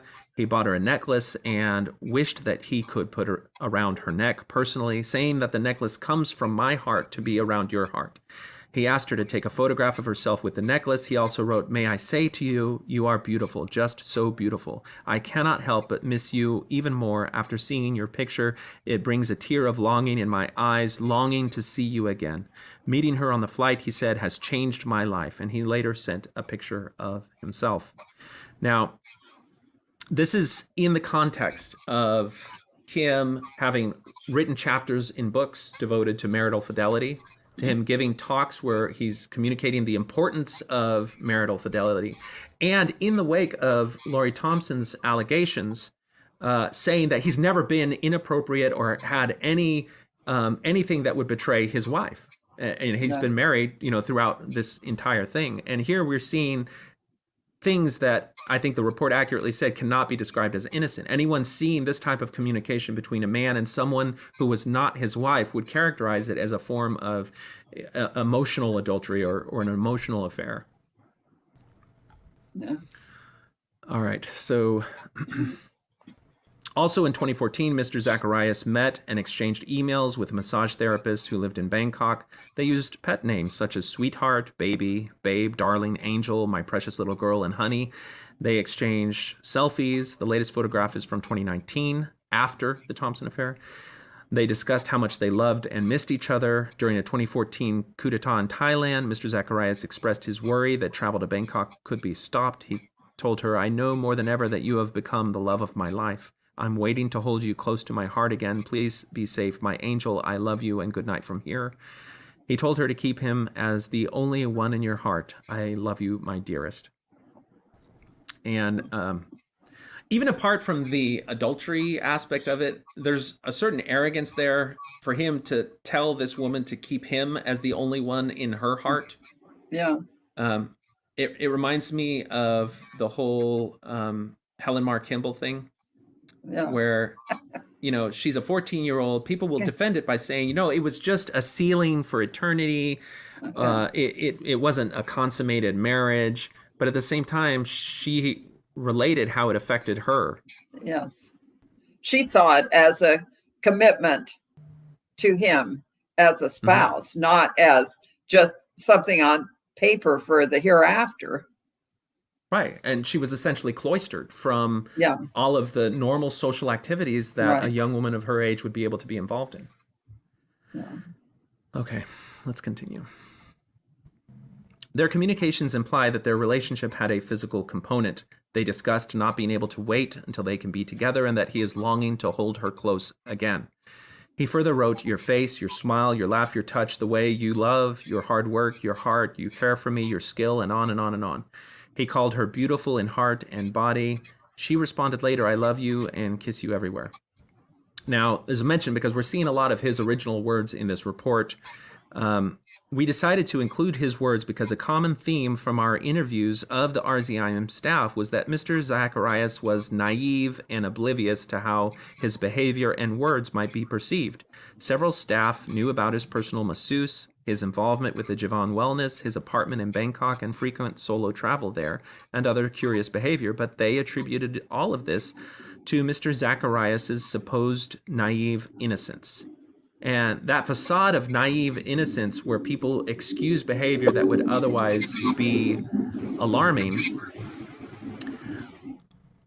Well, that is wasn't, it's not just that, it's that he would also dismiss things on the basis of cultural differences, as though he was actually currently living in India and going on with Indian cultural norms. He hadn't lived in India since he was a child. He's been in Canada and the United States for most of his adult life. And so he's hiding behind this supposed cultural difference. Oh, well, there was nothing to that. That's just the cultural differences. That's just the way we do it in India. Well, no, that's a front, because he's not in India. And he wasn't really shaped by Indian cultural norms anyway. Yeah. That's a good point. All right, let's see here. Okay, so that the woman in that prior communication received significant financial support from Touch of Hope, which is again funded by donations to the ministry. Okay, photographs. Now, this gets to that point where there's physical documentable evidence of these things. In addition to communications, Mr. Zacharias' phones contained over 200 photographs of women much younger than him, including 6 of Lori Ann Thompson and dozens of photographs he took himself.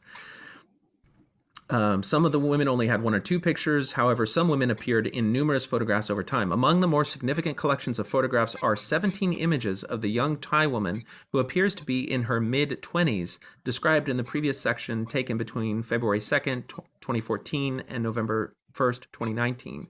So Ravi Zacharias was in his late 60s to 70s around the time that he's having these inappropriate conversations with women in their early 20s or mid-20s.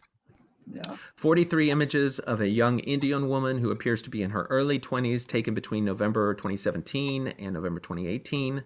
42 images of a blonde woman who appears to be in her mid-30s and appears to work at a spa or salon, taken between February 2018 and February 2020. Even up to 2020 itself, these images are appearing. 52 images and 4 videos of a young Malaysian woman who appears to be in her early 20s, taken between August 20th and in 2017 and June 2019. So August 2017, that's when he's in the middle of and resolving the Thompson case, and then extending even 2 years after that. All the while he's denying the truthfulness of those allegations. So what of those pictures? In the majority of these photographs, the women are fully clothed and posing as anyone would for a selfie. We found 6 photographs of a clothed Miss Thompson taken between February 2016 and February 2016 on a BlackBerry device Mr. Zacharias used between July 2017 and January 2018. In some, though, different women are kissing for the camera or otherwise suggestively posed, and one set contained nude images of a young Malaysian salon employee. The earliest picture of her is dated August 2017. That's right around the time that he is denying the allegations of Thompson, and shows her standing in the lobby of a salon with Mr. Zacharias and another man. Travel records confirm that Mr. Zacharias was in Malaysia at the time. Over time, more pictures of this woman appeared in his phone, most of which were relatively innocuous and showed her fully clothed. However, the photographs grew increasingly more suggestive, culminating in 2 photographs showing her bare breasts dated October 2018, and a video of her fully naked and touching herself in January of 2019. 2 other women told us that Mr. Zacharias asked for nude photographs, which they refused to provide. So there we have a sense of the scope of the photographic evidence of his abuses. And again, the requests for photographs that start out innocuous as simple selfies and then progress on to more and more transgressive photos is just that part of the pattern of grooming someone, pushing their boundaries further and further until they've lost their original moral compass because it's been completely distorted and manipulated by the abuser. And how this happens, you just refer back to those messages and manipulations that we mentioned earlier in the report, or that you can find in the happiness letter. It's a calculated thing that you see repeated over and over again in people who use their authority and the devotion of people around them to manipulate them. Okay, so let's keep going here. Okay, now Mr. Zacharias' statements. Now, while we do not know how he would respond to the newer allegations of sexual misconduct, we did consider his statements and actions when confronted with similar situations regarding the Thompson matter. Several RZIM staff reported to us his shifting narrative as emails and other relevant facts were publicly leaked and he was forced to explain them. Rather than fostering an environment of truth-seeking and transparency, Mr. Zacharias was strident and inflammatory. He described his critics as nasty people and lunatics who were engaging in satanic-type slander and falsehood. Some RZIM staff told us that he expressed frustration with having to issue an apology at all. He was able to convince many that not only was he innocent, he was the victim of a malicious evil. Oh boy. Okay, so those statements characterizing the people who were honest about his abuses echoed absolutely the type of things that we saw in Joseph Smith when people would confront him with allegations. Yeah, or just within a month before he dies, or is it just weeks, he gets up and gives that one sermon where he says, what a thing it is to be accused of having 7 wives when I can only find one. I'm the same innocent boy I was when I got married. I don't remember how all the words go. But he had to have at least 33 women probably sitting in the audience that were his plural wives. And, and for him to just stand up and declare, I only have one wife. I don't know of any others. And these people are all lying that are saying these things. It's the same type of thing. And that's what's so troubling. It's the same pattern with we see through Joseph Smith's life. And unfortunately, it's the same pattern that we see going through Ravi's ministry for at least the last 40 years, from the 80s clear up until the time he died. And unfortunately, it is the same pattern. And it just breaks my heart to say that, because I did respect him and thought he was a wonderful person. What do you do with that when you have, on the one hand, great respect for someone and then find that kind of devastating double life?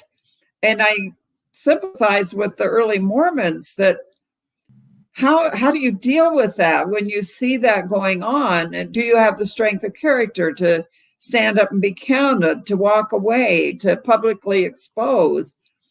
It's a very hard situation that they put you in, but the person deliberately puts you in that situation so you won't come forward. Yeah, it's the retribution aspect of it and the lies and the deception.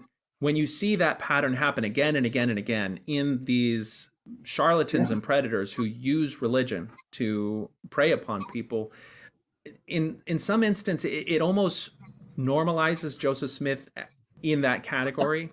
Like, he didn't really do anything terribly original in the way that he preyed upon people. It's just the same stuff that people before and after him have done to try to take advantage of and manipulate people around them for their own, not only sexual gratification, but also power, influence, prestige in the community. That's where this narcissistic mode of people that believing that they're really above everything else really feeds into it. Right. I want to point out, Gimpy, we have one commenter, Gimpy Geezer, who's a regular, who mentions that his encrypted emails are the same as Joseph Smith's burn this letter, which we have at least 2 different accounts of. There's the letter to the Whitney family, if I recall. Do you recall that, Sandra? Right. He wants the family, it wants the mom and dad to bring the girl out, and because Emma won't be here tonight, and it will be safe. Yeah. And then there's the later account, I think, of Lucy Walker, who mentions that when he first wrote her that proposal, he included instructions to burn this letter. Right. So those, that pattern, you have to say, if Joseph Smith was alive today, then it would not be surprising for him to use encrypted email messaging to hide those types of communication. But by the same token, if we put ourselves in the seat of people back in Nauvoo time, people were unwilling or hesitant to believe these allegations about Ravi until this factual data, this incontrovertible data is brought forward, but they didn't have the benefit of that back then. And so people continue to extend to Joseph the benefit of the doubt because he put forward such a pious image. He was a man of God. You know, all of the different things that protect his reputation and his standing, they get to stand because all of the secret illicit things get deleted or burned. Right. All right, let's keep going. Yu-Gi-Oh has decided that he must have the cuddles, and side cuddles are not good enough, so forgive me.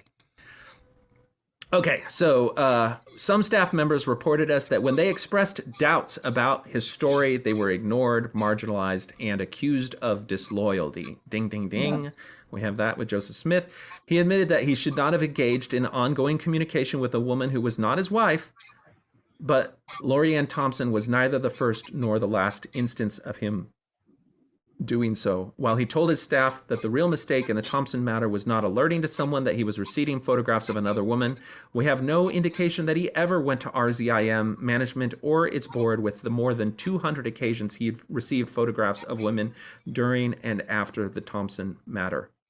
Now, he further claimed, in my 45 years of marriage to Margie, I have never engaged in any inappropriate behavior of any kind.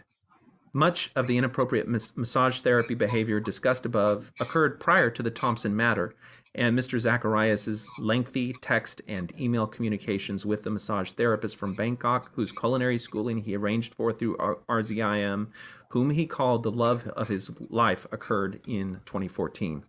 And that right there, as you mentioned, echoes that declaration in front of the city of Nauvoo that, you know, what a thing it is to be accused of having 7 wives when I look around and can find but one. Yeah.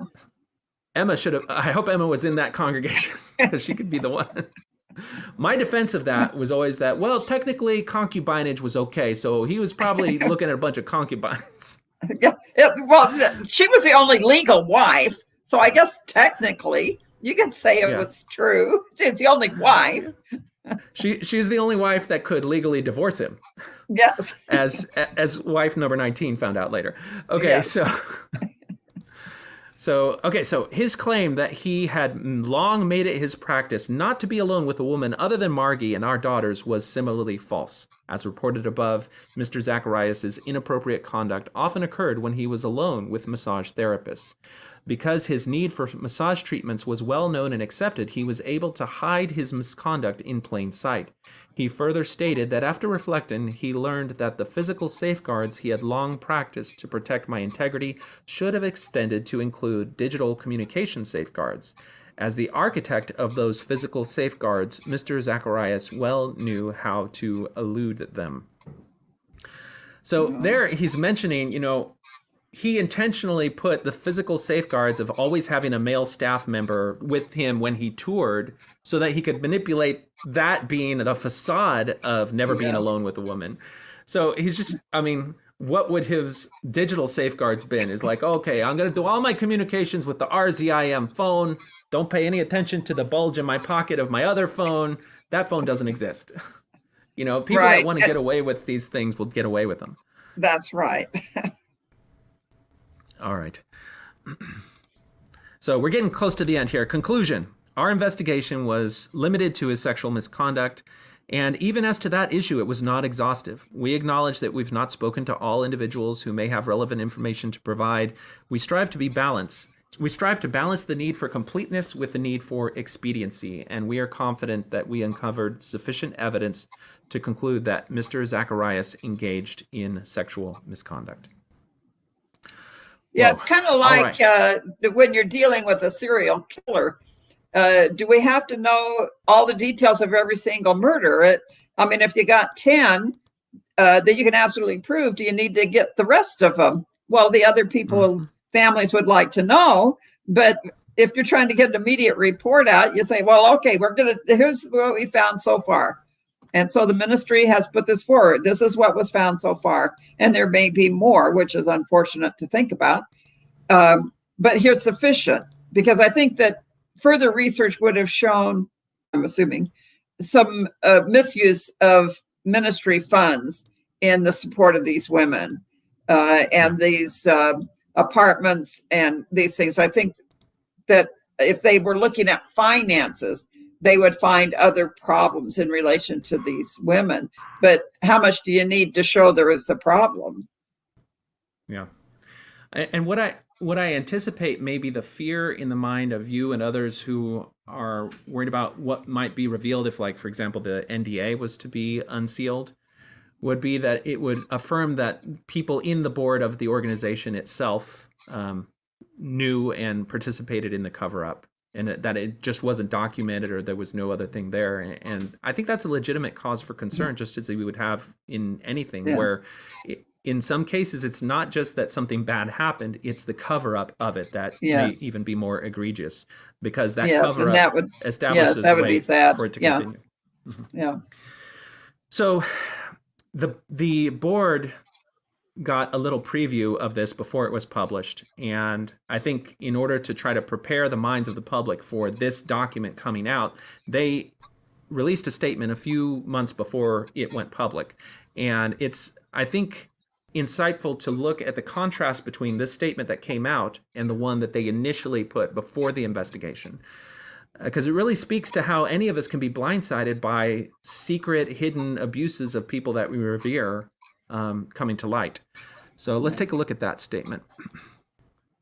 All right, if I add this to our stream. Okay, so this is the intermediate response to allegations against Ravi Zacharias. Remember, it was in, I believe, August or September where the allegations first came out. Now, several months later, where they've started to get the information from this investigation. They mentioned that allegations were made against our founder, Ravi Zacharias. He died before the allegations were made. While the investigation remains ongoing and is not expected to be completed till January or February, we received a brief update on the investigation. Sadly, the interim investigation update indicates this assessment of Ravi's behavior to be true, that he did indeed engage in sexual misconduct. This misconduct is deeply troubling and wholly inconsistent with the man Ravi Zacharias presented both publicly and privately to so many over more than 4 decades of public ministry. And, I think there's a couple of things. The phrase sexual misconduct can encompass, an affair. A lot of things. This is far more than just that. This is calculated sociopathic abuse, manipulation, sexual trafficking, misappropriation of ministry funds. Like, all of these things are tied together. And when they say that he presented a different facade, both publicly and privately, we're talking about to his family, to the people who are the most intimate and the most close to him. Not even to mention the board that oversees his institution. Right. So speak to us a little bit about when this report hit. I know that everyone kind of got primed with this statement, but what was the impact of this report in the broad Christian community now that we understand the gravity of it? Well, I think with just that in hand, I think people were sort of like, well, okay, maybe it's a little messier than we thought before, but people did not anticipate the enormity of what the report would actually show. And so when you just see that statement, it doesn't prepare you for what you get in the February final report. I think with December's report, that people kind of felt like, oh, well, something bad happened, but they wouldn't have anticipated the whole calculated endeavor over years of repeated planned abuse of women and the cover up and lying about it. That's what hit people so hard when they saw the February release, was the extent of it. It's not just one infraction. It isn't just 3. It's 40 years of infraction. Yeah. I understand that there was some criticism of the RZIM releasing this document to the public. Had you heard any of that criticism? They felt like it, I guess, should be a private report. Well, I haven't talked to enough people in the broader Christian community to know just what personally to have known what people would have said in regard to that. I found that when I would bring it up to people, it was sort of diminished as, well, he said, she said, who knows, and we don't know all the details yet, and so we got to withhold judgment, and things get blown out of proportion, and we can, and wait for the final report, and you by this point you're kind of thinking, well, I don't know, there's a little more going on here that I think that we can just dismiss that easily. But everyone wanted Ravi to be vindicated. They didn't want to believe there could have been this sustained pattern of abuse. Yeah. And then we got the February statement. Yeah. How has this, I guess I've read a few pieces of response to this, speaking to the faithful, acknowledging that this has opened their eyes to certain institutional practices that may foster this type of abuses or enable them, that the Christian community needs to confront and address. On top of that, acknowledging that this has given a bit of ammo to people who are critical of religion, critical of Christianity in and of itself. What's your take on some of those comments? Well, simply because Ravi was a flawed character is not in and of itself disparaging of Christianity. And those that don't have faith in Christianity might see this as another aha moment of, see, all of them are just users and abusers. There's not any real substance to Christianity.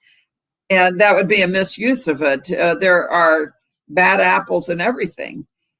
It doesn't prove anything against the message of Christianity.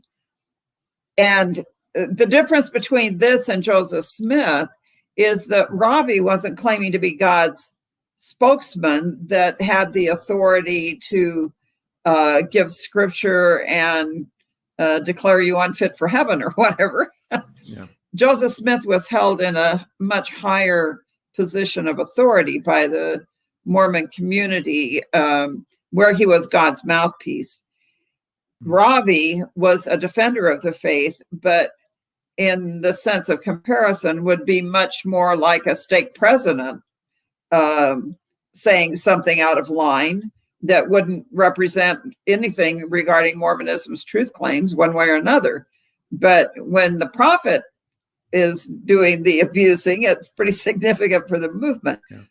Ravi's sins are important to acknowledge, and we need to be open and honest about it and build in safeguards in the future into ministries. It's a reminder of not putting people on pedestals to where we blindly accept their word. It's a reminder that all of us have to be subject to some sort of accountability. So there are lessons to be learned from what has transpired in the Zacharais ministry, and they certainly are working towards trying to figure out how to go forward with integrity, and I commend them for that. It's going to be a tough row for them, but we do need to learn from this that no one is above questioning. Everyone should be open and honest to where their followers are not made to be victims of someone's deception. Yeah. And that pattern of people with institutional power and influence preying upon other people is not a uniquely religious pattern. You find that in political organizations, you find that in families or even individual relationships. And so it's something that has to be safeguarded across all fronts. And the fact that any particular religious paradigm has that happen into it is just a reflection of the reality of humanity and the presence of people who are willing to transgress those boundaries. And that's reflected in the types of policies that are recommended as best practices, is really just addressing this, no matter if it's in the case of the Australian Commission, no matter if it's a church or a youth program designed for community support or a business. It's like, that's across the board. You have to have those safeguards in place. Now, you mentioned how the Institute is responding, and I want to bring up one of their statements because there's a section in it where they talk about institutional repentance, and it's really where they wrestle with the legacy of Ravi and how they can move forward and respect the lives of the people who are continue to be bound up in the organization and whose lives and purposes should continue and on go with what to do with this legacy that's now been tarnished. So let's see here. So if you go to the rzim.org website, they have a couple of documents, and they start out acknowledging that that the allegations that were initially made have been validated by the independent investigation. And they talk about the reality of being victimized by unwanted sexual contact and advances and behavior, and how it's horrendous and diametrically opposed to everything that we believe about the value and dignity of every single person. We believe not only the women who made their allegations public, but also additional women who have not previously made public allegations against Ravi, but whose identities and stories were uncovered in the investigation. Tragically, witnesses describe encounters including sexting, unwanted touching, spiritual abuse, and rape. So they are not trying to cover this up with vague language that doesn't directly address the realities uncovered by the investigation. And they acknowledge that they are devastated by these realities. And remember, somebody who's at the head of this board includes his family members, who themselves were particularly, I anticipate, affected by these disclosures. It mentions that they're going to respect the request for confidentiality on the part of the victims. They acknowledge that the investigation's conclusions has caused us to think very differently about the allegations regarding Lori Ann Thompson made against Ravi in 2017. And then this statement here, "we were wrong," is kind of the first inkling that we're going to get of the level of accountability that this organization has in willing to own up to what has happened under their watch. Our trust in Ravi's denials of moral wrongdoing and his deceptive explanations of emails and other records that became public was severely misplaced, and our failures in 2017, including our failure to commission an independent investigation at that time, allowed tremendous pain to be caused in the Thompsons' lives. They further state, "We believe that she has told the truth about the nature of her relationship with Ravi. It is with profound grief that we recognize that because we did not believe the Thompsons both privately and publicly perpetuated a false narrative, they were slandered for years and their suffering was greatly prolonged and intensified." There's a video where Lori Ann Thompson responds to what's happening now and shows that she and her family actually had to sell their house. They were financially devastated because of all of it and had to move and lose their entire community because people were continuing to defend Ravi and his characterization of her as this the one who was actually doing the abuse. And this extends to, like, they signed the NDA, and then like the very next week or the very next month, Ravi goes out and he breaks the NDA on his side, trying to characterize what happened as them victimizing him, which would be in violation of what any NDA should have, is that he does not talk about it at all, just like she doesn't. But we don't have a way to validate any of that because the NDA continues to be under lockdown. Yeah. And I can put a link to the video that has her response in it in the show notes when we're done here, because it's worth listening to if you're interested in this, the events around this. This leaves us heartbroken and ashamed. We are deeply grateful for their long-standing commitment to making the truth known and admire their strength to carry on even when they were not believed. It's our hope to seek a redemptive way forward with the Thompsons and seek their forgiveness while recognizing that we have no right to this and wanting to be led by them in terms of what might be most helpful. It must have been deeply painful for the victims of Ravi's abuse and his conduct to tell their stories and relive their terrible experiences as they participate in this investigation. To you, we say directly, words cannot come close to expressing the sorrow that what we feel you've been through or the gratitude we feel for your bravery with which you have responded. We are so thankful for you, and we are so sorry. The findings of this investigation and their public release will be devastating to Ravi's wife, son, and daughters, and to his entire family. Our hearts are broken for them. We grieve with the weight of being part of this unimaginable pain. We pray for their family and mourn with them in this time of severe loss. It's our hope they will receive the healing and restoration that God alone can provide. Okay. So now we get to this part of the document where they talk about repentance. And what they're going to do here is model a form of institutional repentance that I think is kind of the next step once you acknowledge atrocities. Yeah. And this is something that when you reflect on how the Mormon Church has handled their own acknowledgement of things like past leaders' racisms and Joseph Smith's polygamy and come to grip with what those things actually represent, this is going to be something we're going to be able to compare how the churches respond to them. So, repentance. We are shocked and grieved by Ravi's actions. As Ravi Zacharias was the founder of our ministry and the leader of our staff, community, and team, we also feel a deep need for corporate repentance. As followers of Christ who passionately believe that every person bears the image of God, we detest any sin of abuse. We now know, based on the investigation, that Ravi engaged in a series of extensive measures to conceal his behavior from his family, colleagues, and friends. However, we also recognize that in situations of prolonged abuse, there often exist significant structural, policy, and cultural problems. It is imperative that where these things exist in our organization, we take focused steps to ensure that they are properly diagnosed and addressed.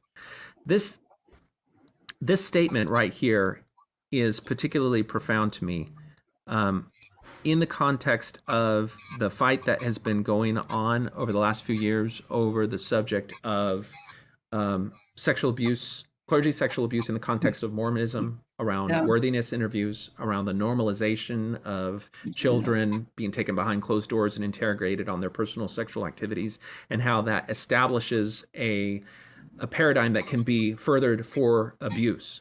Certainly, it's not going to happen in every case, but if there is someone in a position of power for whom that is a possibility that they go on that area, it normalizes it.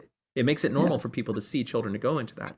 So this statement where it says that when episodes of abuse happen, we need to reflect on what is it in our culture, what is it in our policies, in our structure that facilitated these things, and we need to rethink it, and we need to come up with a different paradigm that will allow us to continue our goals, but safeguard against those people who are willing to prey upon them in the future. And that is the whole modus operandi of the Protect LDS Children movement, made popular by Sam Young. Is, you can still achieve the positive spiritual goals of whatever type of accountability you want to have. You just have to do it in a way that is completely not including these inappropriate transgressions of boundaries of what is proper for an adult leader to have with a child. Well, just like a minister should not be alone with a woman, a minister shouldn't be alone with a child. That there should be those same kind of safeguards, that for the child's sake, well, for the leader's sake. Vulnerability, both sides could vulnerability. And the Mormon Church has not taken their vulnerability on this seriously enough to put in the safeguards that are necessary to keep it from happening again. And I mean, how many abused children do we have to find out about? So it's sad they have not come forward like this to put in place proper handling. Not only that, but just the entire concept of institutional or corporate repentance is something completely foreign to the Mormon Church. They didn't have any concept of that. Like, an institution or a corporation is not even a thing that is, there's no salvation for an organization, so there should be no repentance for it. And we have that popular and famous statement that, the church neither seeks for apologies nor gives them, or something like that. Right. Yes. I don't know that apology is a word. makes us think of the Mountain Meadows Massacre. They never Yeah. admitted any culpability in that one. No, we regret. It's sincere and profound regret. We did not apologize. Yeah. Okay, let's continue. That a leader under our care sinned against others so grievously pains us. We were trusted by our staff, our donors, and the public to mentor, oversee, and ensure the accountability of Ravi Zacharias, and in that we have failed. And this dips its toe a little bit into one of the common conflations for churches dealing with sexual abuse. And that is they characterize it as a sin first, without at the same time acknowledging the criminal dimension of it. And to the extent that churches treat it as sin, they become subject to the temptation to respond to it in an ecclesiastical repentance paradigm rather than go directly to law enforcement investigation and legal accountability. Yeah. And that's something that, as a religion dealing with human imperfection, using repentance as the thing that approaches reconciling an individual to their ideals, you want to go there all the time because that's like what churches are for. They're for helping people deal with these difficulties. But you have to remember that there's this dimension, there's this threshold where accountability really needs to include acknowledging the criminality of behaviors, regardless of whether it's a church leader or not, and holding them accountable. And that safeguards potential future victims. And so it's an act of love. It's an act of accountability and grace to do that, because you have to remember you're protecting the interests of potential future victims. Right. All right. So let's keep going here.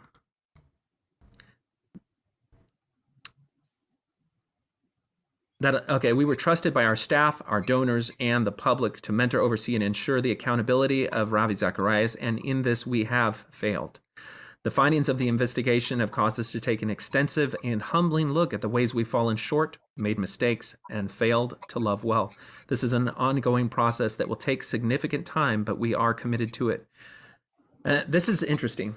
We regret the statement we released in September of 2020. It lacked compassion and concern and did not communicate that we would take the allegations seriously. Also, it gave the impression that all of RZIM's staff shared the opinion that the allegations were false. Our statement was wrong in tone and wrong in the impression that it represented of our entire staff. We deeply regret the statement and we are sorry for it. We regret that we allowed our misplaced trust in Ravi to result in him having less oversight and accountability than would have been wise and loving. We also regret the ways in which many of us have publicly extolled Ravi's character and the impact that this will have on the victims of his abuse. We now know our words have been hurtful, and that causes us deep sorrow.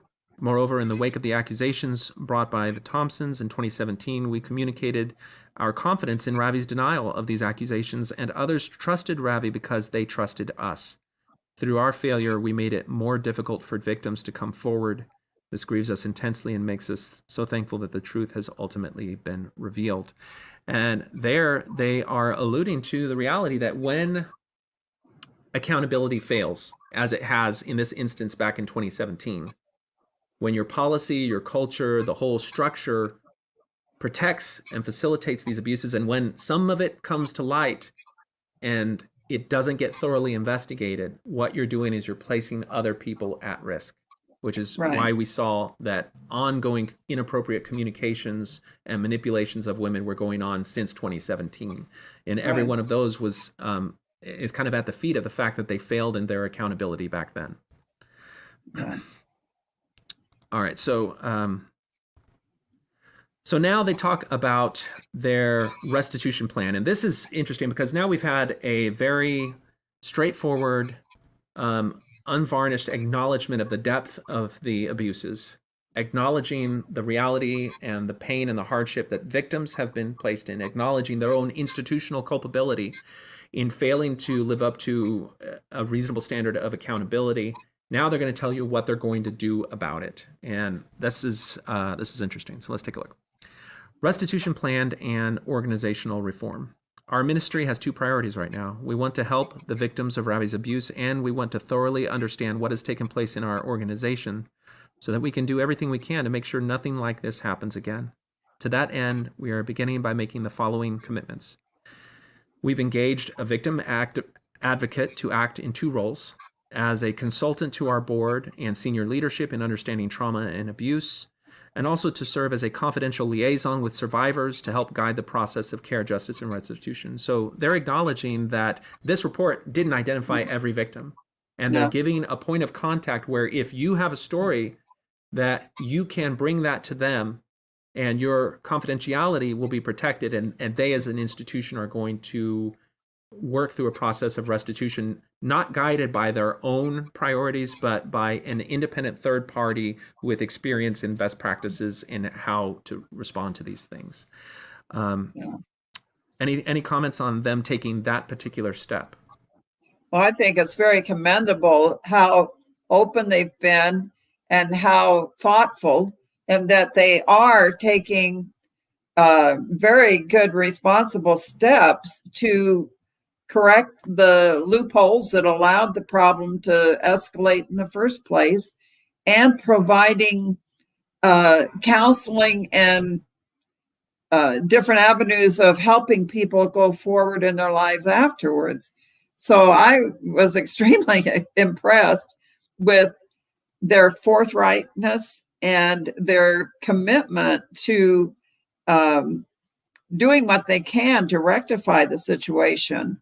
So I was very impressed with their statement as they try to figure out how you go forward. Yeah. Well, I think this is a model where, for an institution with the large name of somebody who's had these disclosures about them on every building, every pamphlet, trying to recover from this, this is probably as bad as it could get, because I think a lot of people say, well, that's it. The entire institution is now defunct from the beginning. There's no way to remedy it. And they're kind of blazing a trail in that regard. It does bring up the question to me as I think about this: what would have happened in Nauvoo if Martha Brotherton or Nancy Rigdon or any of these other people, they made their allegations and there was some, and the church said, okay, we're going to set up an independent, we're going to call someone over from the neighboring community to come in. We're going to say, you can interview anyone you want, and then we're going to let them publish. We're not going to edit it or anything. They're going to publish their findings and make a recommendation.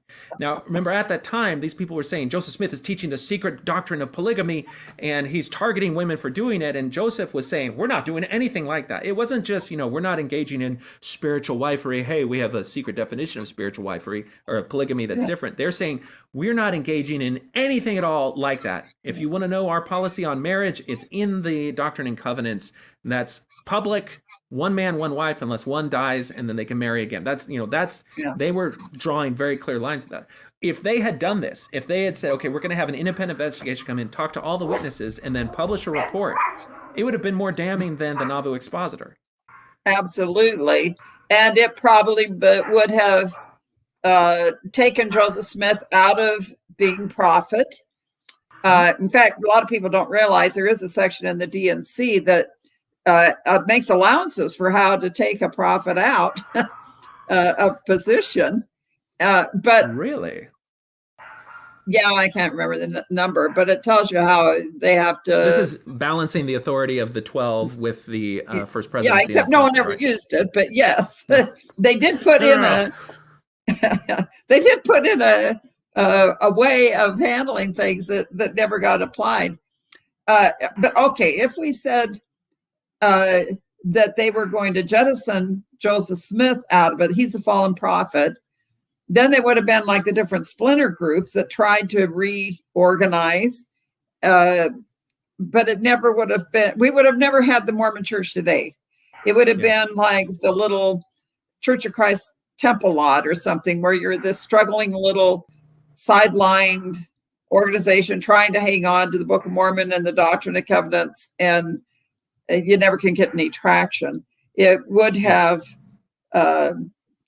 really pretty much destroyed the ability of the church to have survived that and gone forward. Yeah, it's although people would have tried, and people are trying. Yeah. To me, it's the difference between a martyr and someone who is absolutely discredited. Yeah. So a martyr, you can take a snapshot of what they proclaimed themselves to be at the time that they were killed, and then you can use your imagination and all the other messaging from his follow-on people to continue to elevate him and his importance. Yeah. And then somebody who's discredited, that if you just look at the track of William Law, in that later interview that he gives, and when you read the text of the Nauvoo Expositor itself, it says, we believe the Book of Mormon is true, and it is God's word, but Joseph Smith is a fallen prophet. That's snapshot William Law, 1844. But then when you go back to later, he acknowledges that not only did he, he tried to make sense of that at the time, but now he's just embarrassed that he was ever associated with that movement at all. Because he sees now that the entire thing from stem to stern was the result of the charlatan nature of Joseph Smith and the people who were attracted to him and got in his inner circle of power. Right. One of the problems that Ravi Zacharias' ministry faces is, do they jettison his name? And I think that is probably inevitable, that they will have to rename the organization to have any effort of sort of salvaging any of it. They have several of their different groups in different countries that have already disassociated themselves from the ministry to go independent in their efforts of Christian apologetics. I hope that the organization, if they want to continue doing the same type of thing, I hope they will be able to revamp, come up with a new name, reorganization, and move forward. I think that they did offer a lot of good services, and it's unfortunate that this has destroyed all the good things that they were doing. It taints so much. Yeah. The rest of that statement goes on just to talk about the different steps that they're going to do to acknowledge the trauma, to do an internal review of their practices, policies, procedures, whistleblowing policies, and bring in outside consultants who are familiar with current best practices and start adopting them. I believe there's other word that they, as further measures, are doing exactly as you mentioned, and they are completely expunging the name of Ravi Zacharias from their institution. And not only that, but they are eliminating and taking off of the market any books, any pamphlets, anything that has his name or his brand associated with it, and essentially becoming a new organization in the wake of all of this. Because as you say, there's a fundamental difference between what he represented and what Joseph Smith represented. If you impeach the authority and the integrity of Joseph Smith, then it goes all the way back to everything that Joseph Smith ever claimed, because he was not claiming his own personal interpretation or understanding. He was claiming divine sanction of being God's mouthpiece, and he was bringing in all of this new stuff that he was endowing with legitimacy based on that divine sanction, from scripture to ritual to theology to organization and everything. And so when you impeach him, all of that goes, and there's really nothing. You kind of have to go back to what existed before Joseph Smith came on the scene, reset yourself, and work from there. Whereas with Ravi, he wasn't bringing new things. He was providing context and explanations that you can accept or reject based on your own assessment of things. There was no divine authority which endowed anything that he did with specialness. Right. And so that's that difference there. Okay, well, I think we've covered all the stuff that I wanted to make sure that I get to. We're coming up on the 2.5 hour mark, and I want to make sure that you get a chance to enjoy the rest of your Memorial Day. And Yu-Gi-Oh's telling me that he needs to go out and hide some Tootsie Rolls places. I hope you haven't already hid those Tootsie Rolls. And so any last comments on this, Sandra? I don't know. It's a very sad day for the Christian world to lose someone that we all respected. But to recognize that the message of Christianity is not dependent on Ravi Zacharias. The Christian message stands independent of him, and we're sorry for losing him as someone that we could follow and admire in his writings, but it is not the basis of Christianity. So I hope that people can rise above the failures of Ravi to see that it is not a mark against Christianity itself. Yeah. And not only that, look to your own institutions. See what your institution can learn from the lesson of this type of manipulation and abuse. Right. Don't wait for some event like this to tear down everything that, these people that are abusers, they gather people who build their lives around the thing that they've built, around this thing that they're exploiting. And if the person falls, and it just multiplies the devastating effect, if that then destroys all the hard work and effort of the people around them who've put their heart and souls into good work from a position of good faith. Right. And so that's where you can really respect what they're trying to do to salvage all the positive aspects of what everybody else in the institution brought to the table. Amen. Yeah, very good. All right. Thank you so much for taking time to talk with us, Sandra. I hope it was a good experience for you. And there's some other things I hope to get you back in the future to have some commentary on. Okay. So until next time, this has been Talk on Things and Stuff. Take care.